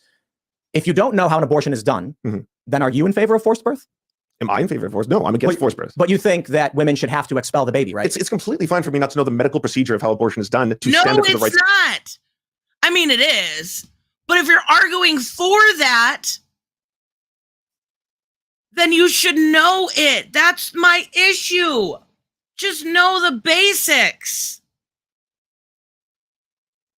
Of a woman's body. I don't need to know how people perform abortions directly. I'm not going to lie here. I'm not going to pretend. Removing a baby from a woman's body is birth. Oh, so you're saying it doesn't count? No. It's birth of a different nature. I don't think you have a definition, and I'm trying to understand what you mean by forced birth. But if you can't define the removal of the baby in a different way, I don't know what you're saying. Birth, Tim, like the birth of a child. So it's a C-section of birth. Sure. Yes, it is a form of extracting a living child that is absolutely. viable to live in the real world. That's how you define birth: extracting a living child to live in the real world. No, I would define birth as someone giving birth. They're pushing a baby out of their body. So I don't think women should be forced to do that, right? You don't think women should be forced to push babies out of the body? But the baby is in their body, so it's got to come out somehow. So you're going to take it out with a C-section? No, I don't know. Okay. Wait. I mean, I get your point, Reese, but weren't you're fucking with me. Because earlier you were saying at a heartbeat it should be illegal. I get what you're saying. I do. I get it, but holy shit. I just can't. He's not that intelligent then if he doesn't know his main talking points of his argument. And that's my main issue here, right? A abortion of that degree is not something pleasant. You should know, you should understand what a woman has to go through in order to really have a good opinion on it. Albus, thank you so much. Talking late term is an intelligent debate they're too dumb to have. We don't want to end late, or they don't want to end late term. They want to end it all. The other side is just as crazy. They'll keep fighting no matter what. Yes, and to be fair, I keep talking about compromise, right? I don't think that is something that, I think it's something that could be done, but I don't think it's something that would be done, because I don't think that either party would give up that fundraising platform, right? you've heard so many times since Roe v. Wade got appealed. And I'm completely against it, but getting taken away. But you've heard so many times, they're taking away your rights. They're doing this. They're doing that. They're coming for. They had a lot of people saying they're coming for. You had what was it? Oh, I can't remember his name. The guy that's in a lot of trouble right now for taking bribes, and a bunch of vacations and stuff. I can't remember his name. Said they were going for gay marriage, for stuff like this. This is all huge money raising in the sense that they are not going to give that up. They're just not going to give that up. And when there was a lot of people, myself included, thinking they were going to come after bigger things. They were going to go for more. But then they got the Marriage Equality Act and they got some stuff in play, which was really, really smart. But the trigger laws and some of the specific laws, depending upon your state, are kind of draconian and a little bit terrifying for some women. I just don't think that 6 weeks is enough. I don't. They are coming for our land. Who is Dino? I'll beat him up. I'll throw hands for you, Dino. I will. Why isn't it his and her choice? I hear that. I think in most situations it should be, right? And I think I seen you say something earlier that both people should have to sign the abortion paperwork. I don't necessarily disagree, but I don't think that's ideal also, right? Sometimes there is no man to be had around. Sometimes she may not know who it was. And unfortunately, Reese isn't wrong. Because guys don't get a lot of choice here in America. No, I'm just kidding. But the courts look at it as, look, yes, that is your child, but in the same sense, you're not the one carrying it for 9 months. You're not the one going through the pain and the agony, not agony, but I mean, depending on how your pregnancy goes, it could be, right? You're not the one that is going to have to push this baby out and breastfeed. And that, I think that's got a lot to do with it. But I do think men should always be involved in that conversation. Absolutely, they should be in an ideal world. And I think that they should have choices involved in that situation too.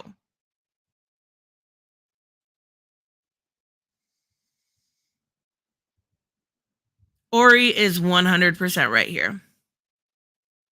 100% right here.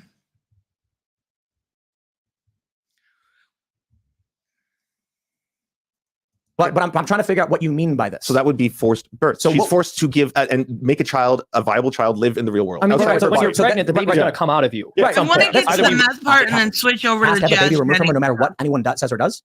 Your point is that at 8 or that's not what I said over and over and over again. Viability is after 6 months. Viability is that means that there's more than as soon as the baby. I want to see if I can the woman find to have a baby live if the baby's already alive. You see what I'm saying? Like, you right. can, So you're okay. Here's a semantics. I got a compromise for you. I got a compromise for you. We'll tell the mother we killed it, but we'll sneak it off and give it to someone else. Holy Does that work for you? No, because I still think she should have autonomy. She should have the right to do it if she wants to. Of course, she should kill the baby after it's already born. I don't want her to kill a baby. I want her to. Why you keep saying it? Because I want her to have the ability to choose. That's let's say 20 baby. Okay. And the doctor says, I will remove it. Okay. Oh, the baby's alive. What do we do? So you forced her to give birth. No. She said, doctor, I'd like an abortion. He says, you got it. Step right up. He's lying to her. No. He does the abortion and it fails. I want to find the math part. So my question is, in the instance of a failed point, right? Yeah. So then, choice performing an abortion. You're just should go the abortion act. Yes, that was a Republican position, wasn't it? What was that? Abortion fails. It is not legal to. You believe that the moment after the child is outside of the birth canal, that they are now endowed with human rights. However, when they're inside of the mother, literally anything you do to them is acceptable because they're inside of the mother. Oh no. What's the problem? Well, first off, doing meth is illegal, period. Doesn't matter if you here we go. That it is completely acceptable for something like, I don't know what the name of the service is in the United States. Child services? Okay, back up just a little bit. I want to show you this part. And then we're going to get to the jazz jetting of it all. I agree. Can I ask you, this is not a gotcha. That's great. I want to ask a good. This is unbelievably stupid. Entertaining though. Men get screwed regardless of the situation. If she wants to keep it or get rid of it, the dude gets to sit there. Yeah. Yeah, you guys get a little screwed. You do. You do. Ooh, we're talking about drugs now? Yes. And it's definitely meth. Albus, it's definitely meth. Faith. So, yeah, of course. You believe that the moment after the child is outside of the birth canal, that they are now endowed with human rights. Yes. However, when they're inside of the mother, literally anything you do to them is acceptable because they're inside of the mother. Oh, no, I don't think anything's acceptable, but I think the mother should still have the choice, ultimate authority over what happens to her body. But there's a child inside of her body. Hold on. What about meth? Like, should she be allowed to do meth? Yeah. I think if someone is doing meth while they're pregnant, that it is completely acceptable for something like, I don't know what the name of the services in the United States. Child services? I guess CCFS would be. Oh, it's her body, though. Yeah, it's her body. If she wants to do meth, what's the big deal? The big deal is that she's intentionally trying to kill a child. Hold on there a minute. Yeah, and I see. I don't understand what you're saying. It's her body. No, It's her body. She wants to do meth. why? What's the problem? Oh, you got him. Yeah. He kind of got you there.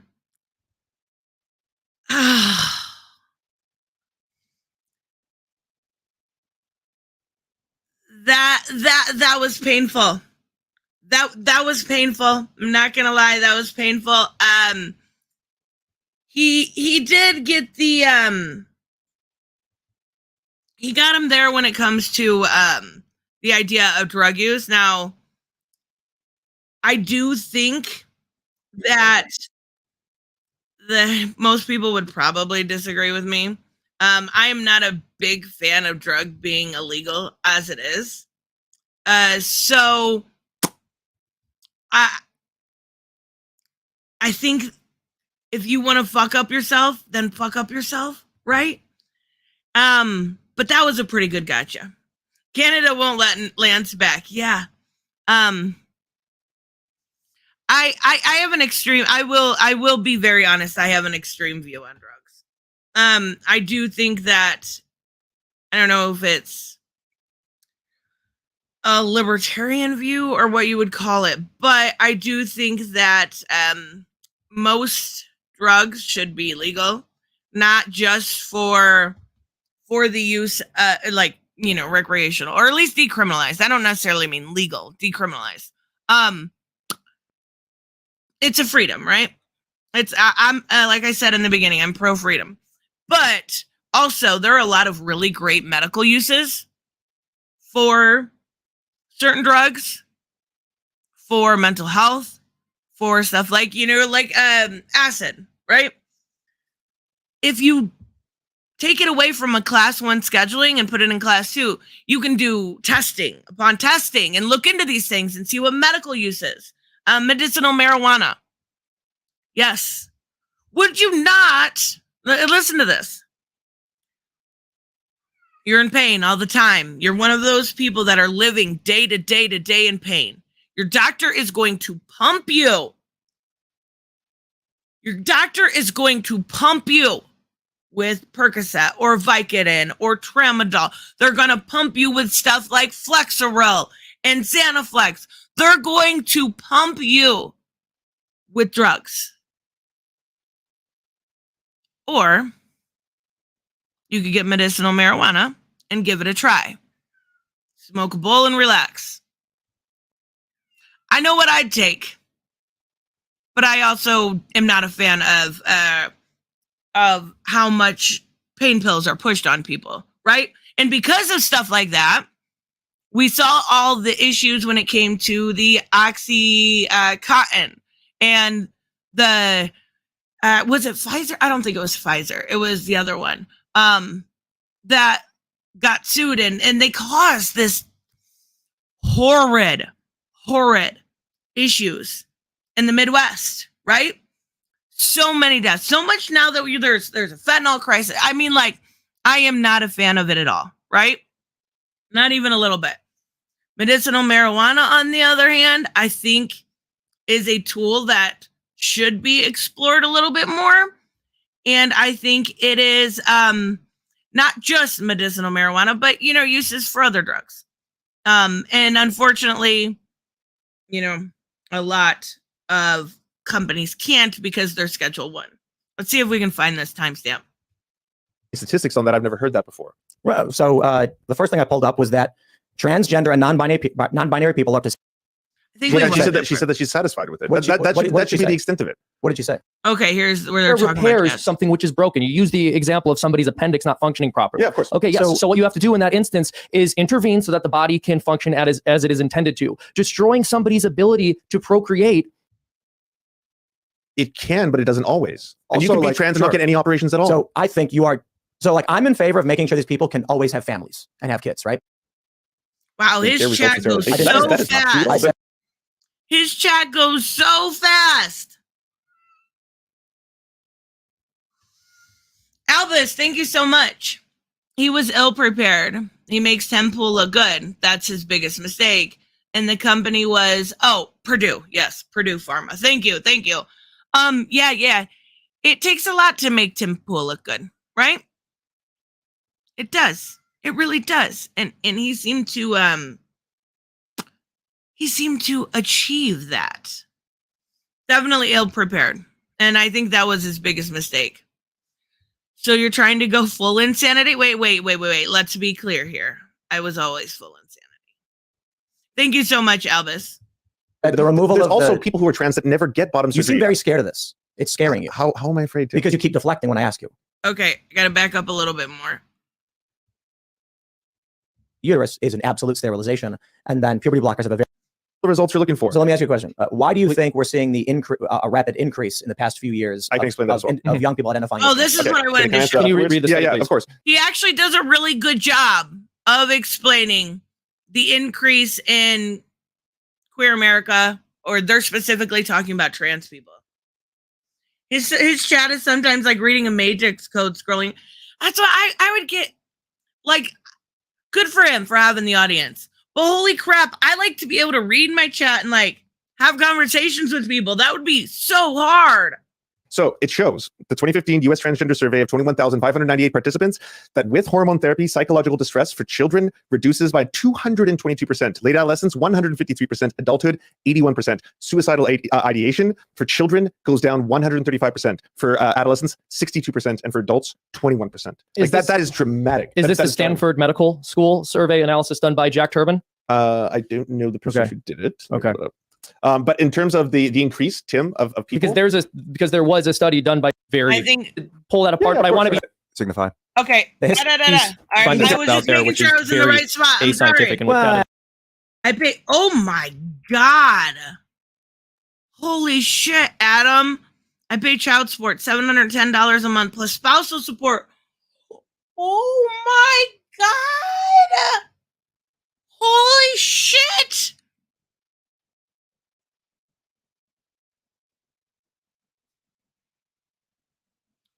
Oh. Oh my God.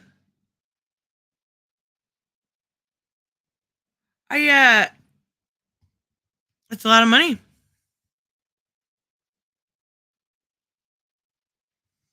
Holy shit. That is cool.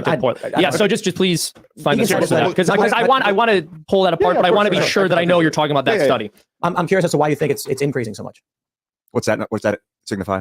Yeah, The history of I left-handedness. love This this. is the It's history a of perfect left-handedness in the United States. explanation. Do you see what happens here? It levels out. It goes up and levels out. We used to treat people who were left-handed as satanic, as the devil, all that kind of shit. You remember that, right? And that's why there was a lot of people who didn't record themselves as being left-handed. And then boom, when we stopped doing that after the 1880s and in the 1900s, it spiked. Now this spike isn't because there was a whole bunch of indoctrination, or Alex Jones was like, "Oh, left-handed ideology, everyone has become left-handed." This has nothing to do with that. This is naturally how many left-handed people there were, and then it plateaued. We are in a situation right now where it is safer than ever for people to come out, and if they're queer, bisexual, whatever it is. Okay, he's going to get him here, but I do want to address this first because he does make a really good point here. Which tip method do you satanic ambidextrous?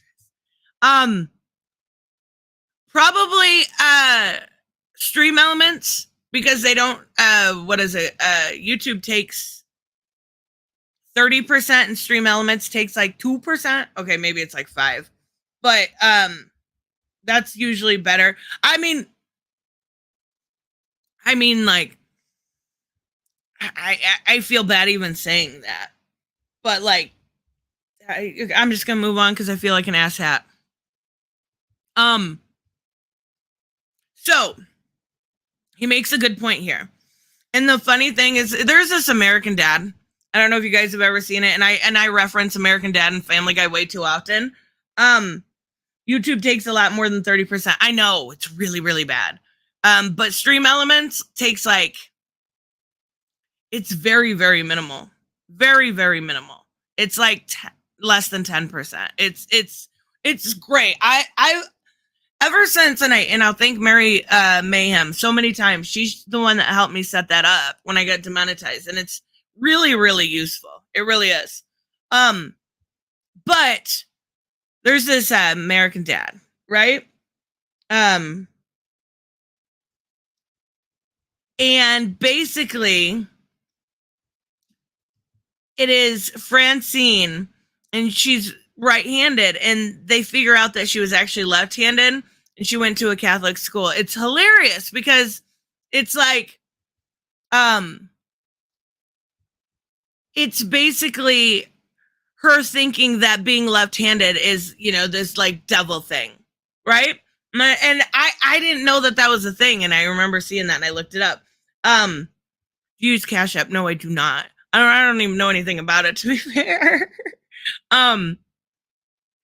But regardless, this used to be a big thing, right? If you were left-handed, it was like a sign of the devil and da-da-da-da. So when it stopped having that stigma around it, the people that were actually always left-handed were able to come out and feel accepted. So of course it went up, right? Initially it went up. And then it evened out, right? And that's what he's saying is happening right now. Trans people are feeling safer to come out now than they were years ago, and are able to, it's going to eventually plateau, is what he's saying. And he's absolutely right, but he does get caught in this here. Good morning, Loki Wolf. And because of that, they feel safer expressing that. That's why Gen Z of all I was concerned there was a trans genocide. Yeah. So here's this is the actual statistics on people increasing. You can see the red one. That is Gen Z. That is the amount of people who in Gen Z, it's skyrocketing. It looks like they're identifying more than ever because their generation feels more comfortable talking about this kind of stuff. So you don't think that there's like a trans genocide or anything like that? I don't think that there's a trans indoctrination that is coming through media. Genocide, I said. Yes, and I'm saying that I don't think there's a trans indoctrination coming through media that is programming kids to become trans. I think that No, and I'd agree with him there. There's more acceptance in media, but they're not coming for your kids. They're not coming for your kids. Like, this is all just kind of bullshit that's spewed out there for propagating reasons. That's ridiculous. So, if you want to change topics to talk about trans genocide, we can move on to that. But you asked me specifically, why is there a spike? Yeah. That is why. Okay, so my follow-up is, you think trans people feel safer than ever? No. Right now, there's over 400 different bills being pushed in the United States that is directly targeting trans people. So they don't feel safe? Of course they don't. So then why are they coming out if they don't feel safe? They have more access because that Generation Z, has a lot more acceptance towards trans people than older people who pass laws, draconian people who pass laws. The boomers are the ones running the show right now. They're still the ones in government. They're still the ones passing laws. There's very few Generation Z in government or parliament. You want to know what I think? Okay, I want to pause it there before he goes into this because this is funny. But I understand what he's saying, but he also kind of caught himself there. He said, trans people feel safer than ever, but yet then turned around and said they don't, right? Because if you've noticed, just like a while ago,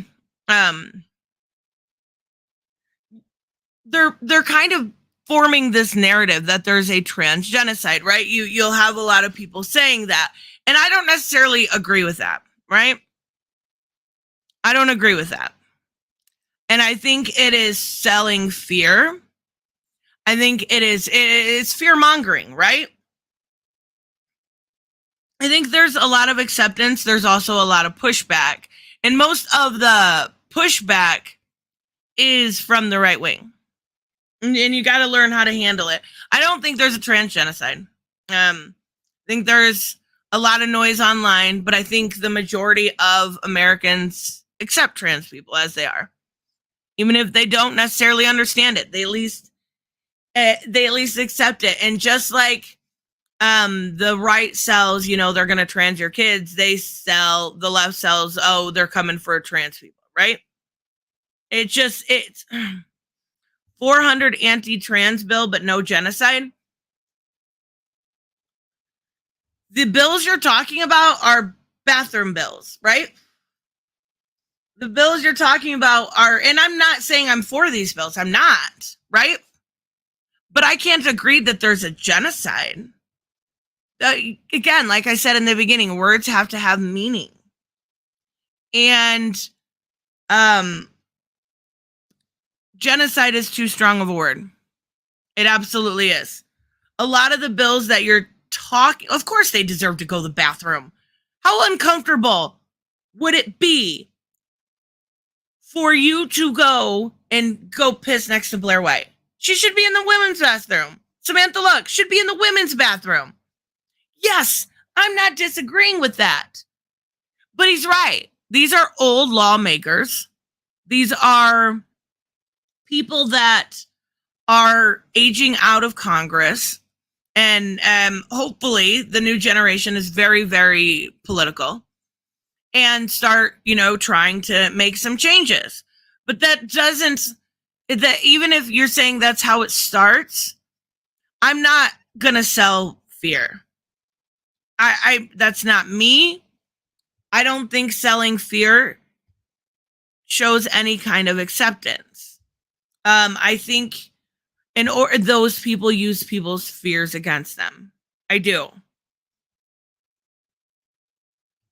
I think there is a trans genocide. Okay. And I think it's you. Okay. Because you're sterilizing a lot of these people. How so? I mean, they're literally sterilizing them. The surgery to remove the gonads, hysterectomies, and puberty and cross-sex hormones and puberty blockers have a high rate of sterilization. I mean, first of all, again, words have meaning. Genocide means killing, right? So having somebody that's on puberty blockers or whatever else he mentioned is not killing them. That makes zero sense. What he's saying makes zero sense. What? Removal of the gonads in the uterus is an absolute sterilization. And then puberty blockers have a very high rate and cross-sex hormones have an extremely high rate of sterilizing the individual. So these people can no longer reproduce. That's genocide. Reproduction is not. The lack of reproduction, and we don't even know if these people wanted to have children, right? That doesn't lead to genocide. That's not genocide. Again, what he's saying makes zero fucking sense whatsoever. Is this the joke you're going to go for? Joke? You are removing these people's ability to reproduce. Hmm. And if they're a young age and they haven't had the ability, like for instance, Jazz Jennings can never have kids. Jazz Jennings also, and this probably part of your studies, can't actually feel any sexual feeling of any kind. Do you have any idea how weird this sounds right now? Yeah, it's super weird. I think those conversations, I don't know much. Somebody mentioned Jazz Jennings like a month ago in my chat. And I was like, who? And I had to Google them. Vaguely know that she's a YouTuber, I guess, that's trans. Here's the thing. Most of the time when somebody has bottom surgery, most of the time it takes them a while to be able to climax, so to speak, right? It does come back for most people. But it can take like a year in order for somebody. Oh God, this is such a weird conversation. Thanks, Tim Pool. It takes like a year for somebody to, a year and a half for somebody to be able to climax again. And that's probably where she's at. Again, not my business, but just type it in. You can find the information yourself. Whoa, they can climax? Yeah, of course. What? Of course they can. Huh? Did you think they just couldn't orgasm anymore? Like they were just, you said hot. Never mind. Like, why are you obsessing with a stranger's genital pleasure? That's so weird. That's so bizarre. That was weird. very weird yourself. You guys are all weird. No. That was like, no, you. No, you. No, you're weird. No, you're weird, Timmy boy. So I'm talking brought this about up. adults who engage in activities, which is a large portion of the global economy, whether you like it or not. Sex sells, they say. And when I say this person will never have this ability, you go, how weird is that? It's weird for you to fixate on a stranger's genital pleasure. That's It strange. is! It's so bizarre. Well, she's public about it. But see, why. you're not making an argument right now, is my point. I'm not. I'm saying it's weird. It's not an argument. Yeah, That's an observation. So you're trying to make an appeal to emotion and an appeal to No, shame. I'm just giving you my genuine thought when you say something like, Yeah, start with the argument. You know what I mean? Like, I'm always for, instead of insulting somebody, you go at the argument. It's weird, but just go at the argument at the bare minimum. Just counter back with exactly what I said. Right? Counter back with, yes, it comes back. It takes time. You know, you for women, they have to dilate. I think it's like 3 times a day for 3 months, and then 2 times a day for 3 months, then once a day for 6 months. It's a long time. It's a process. That is why this outrage is insane, because they go through so much already, right? They go through so much already. Well, that was a really fucking pathetic attempt at trying to make an argument. Why should we talk about that? Why should we discuss whether or not she has genital feeling? That's not important. It's not. It's not in my business. So let's focus then on the sterilizing of the individual. Are you okay with that? Who's sterilizing people? Jazz Jennings is sterile. Why are we going back to Jazz Jennings? I Jennings don't know is anything famous. about her. Because Jazz. Did she ever mention that she wanted children? Also, there are other ways to have children. Like, she can literally adopt, right? The babies we were talking about before.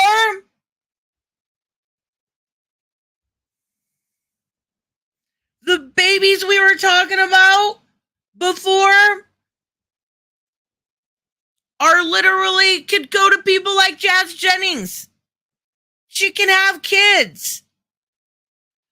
Also, many times when these surgeries are performed, they freeze sperm, they freeze embryo, right? Like, they're eggs, not embryos at that time, but still. It's not impossible for trans people to have children if they want them. Bye, Ken. Thank you for stopping by. This is a famous individual on cable television. So if she is sterile for whatever reason, what does that have to do with me? Why does that concern me? Do Why you should I pass support the legislation? sterilization of teenagers? What? This is such a weird way to frame this. Like, you are removing teenagers' ability to have children. I'm not doing anything. I'm not a doctor, Tim. Oh my God! Shut up! Shut up! That was terrible.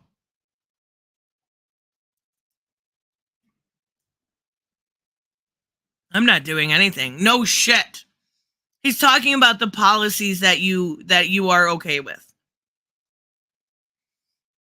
Goodness gracious.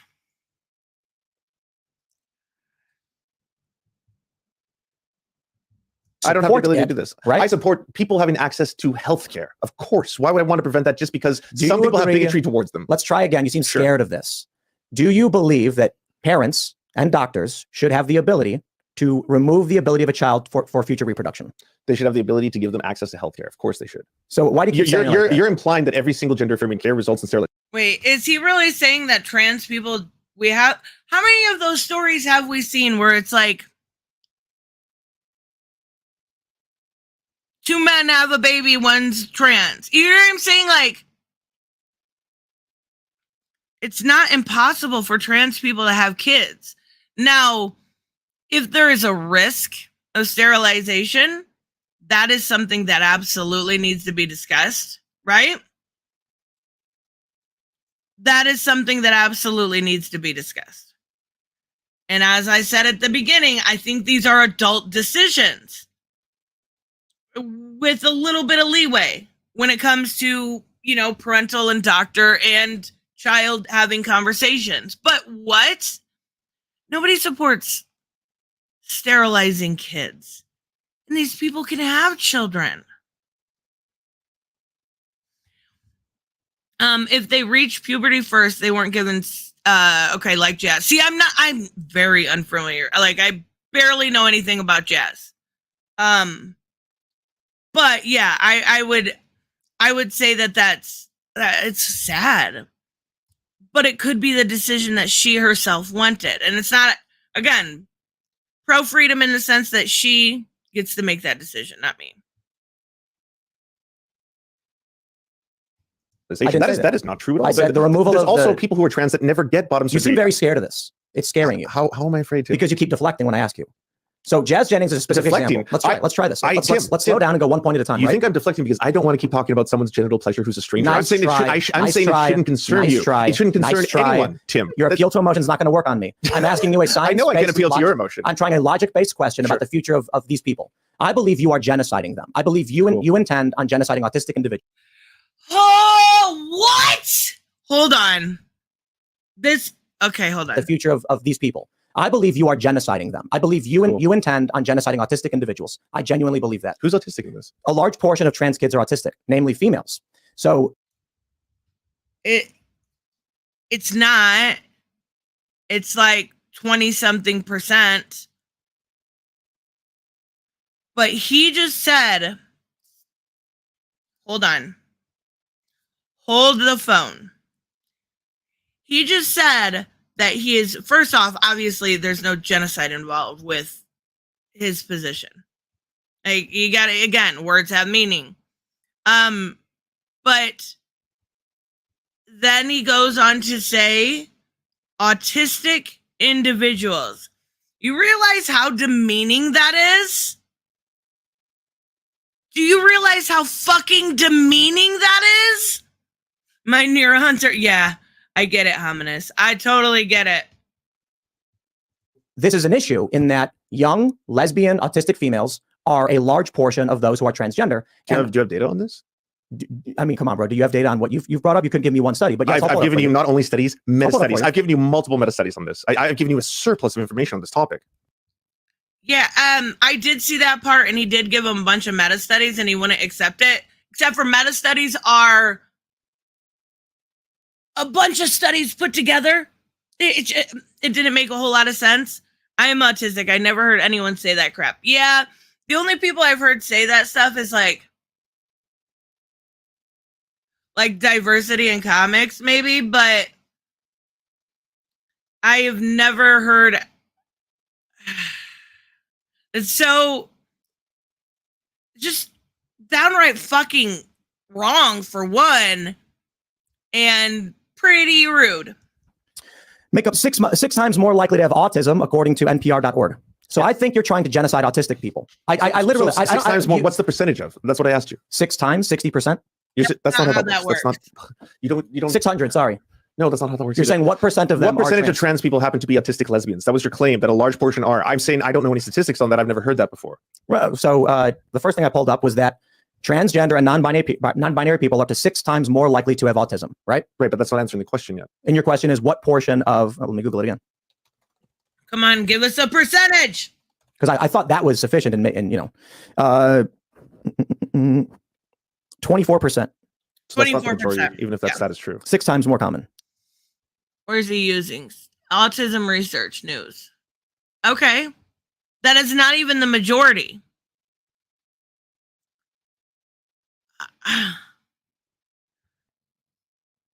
You can look at the link, sure. Research that link. Why is that link there? But Google is winning the debate. Yeah, definitely. Research that link for sure. For sure. But what? 24%. That's still not the majority, even if that statistic was true. Yeah, no, but the majority is 24% of trans people are autistic according to that data, and 6% of. So what I think is, I think that there are. Let me look something up real quick. I'm curious.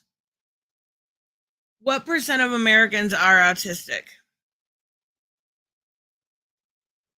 According to Autism Society of Greater Cincinnati, more than 5.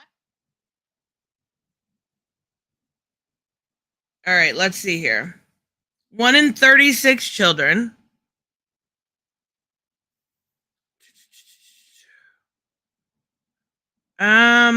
It has increased 178% since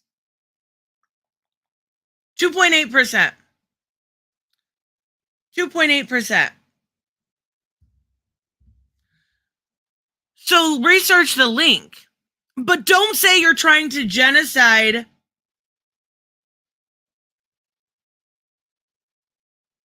autistic people. That is a fucking reach if I've ever heard one. people who hate people with Down syndrome. And in Iceland, they've actually publicly avowed or praised their eradication of people with Down syndrome. I think that's horrifying. Like you can be okay with it. I'm not saying you're not allowed to believe that, right? You don't have to have the same morals as me. I just think it's wrong to genocide like people with Down syndrome. You know what I mean? You have completely derailed this conversation. Yeah, he's derailed the conversation so far. It makes no sense. What? Yeah, I totally get it, Robert. He has completely derailed the conversation, accusing him of something completely out of the conversation. It makes zero sense. Never once in this entire conversation did they mention autism, and then he says, I think you're trying to kill autistic people. What?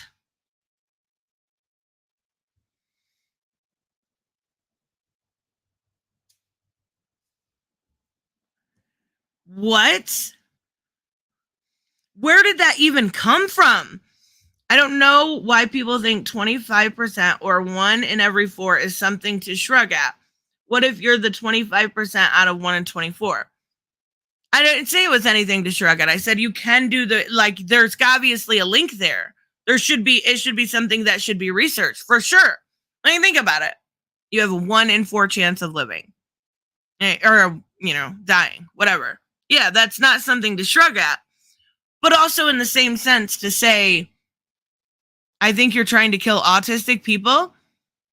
When Lance was, again, too dumb to even know that there was a link. He had no idea, right? He didn't even know. So his reach here is ridiculous.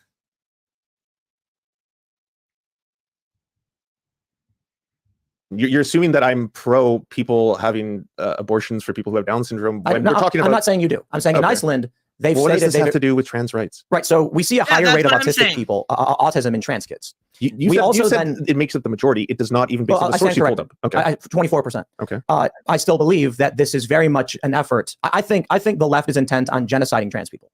In what way? Removing their ability to reproduce. How are they removing their ability by to cutting off their testicles and removing their That uteruses. is not the only operation that is done. There are trans people who like Blair White doesn't even have bottom surgery. I don't know if Samantha Lux does or not. Like these are YouTubers I'm talking about, but a lot of times, I mean, not every single trans person gets bottom surgery. Not every single one does. Not every single one wants kids. And a lot of them do have kids. This has become an argument of who can be the worst. Right? This has become an argument of who can be more terrible and more insulting. Just came in and you're trying to kill autistic people. No. That's what Tim Pool said. That's what Tim Pool said.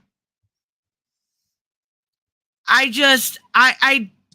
don't think there's a whole lot of point in having a conversation when you're just going to make baseless accusation. Baseless accusations.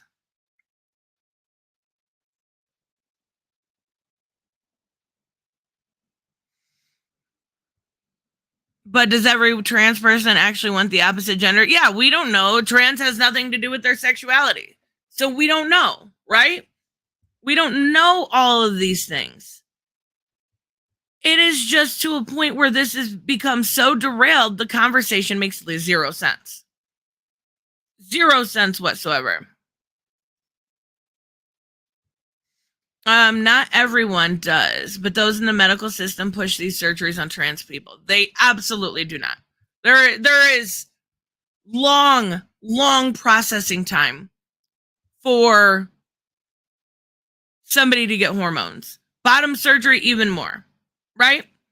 And again, I don't agree that you think you should wait till you're 18. Absolutely.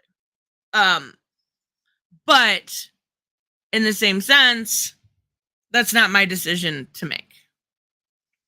Why is he concerned about who reproduces? I don't know. It's weird, right? It's very, very weird. I don't know. It's almost to a point where it's just like a whose dick is bigger contest. And that's not near as interesting as real conversations. Like, I don't care. I don't care whose dick is bigger. I want to know what you think about the topic. Not, oh my God, you're trying to kill him. No, you're trying to kill people. No, it's you that's trying to kill people. Ridiculous. Anyways, guys, fucking hilarious. Oh, goodness. All right, guys, thank you for stopping by and listening to me rant about the craziness. And I will see you guys next time. Bye-bye.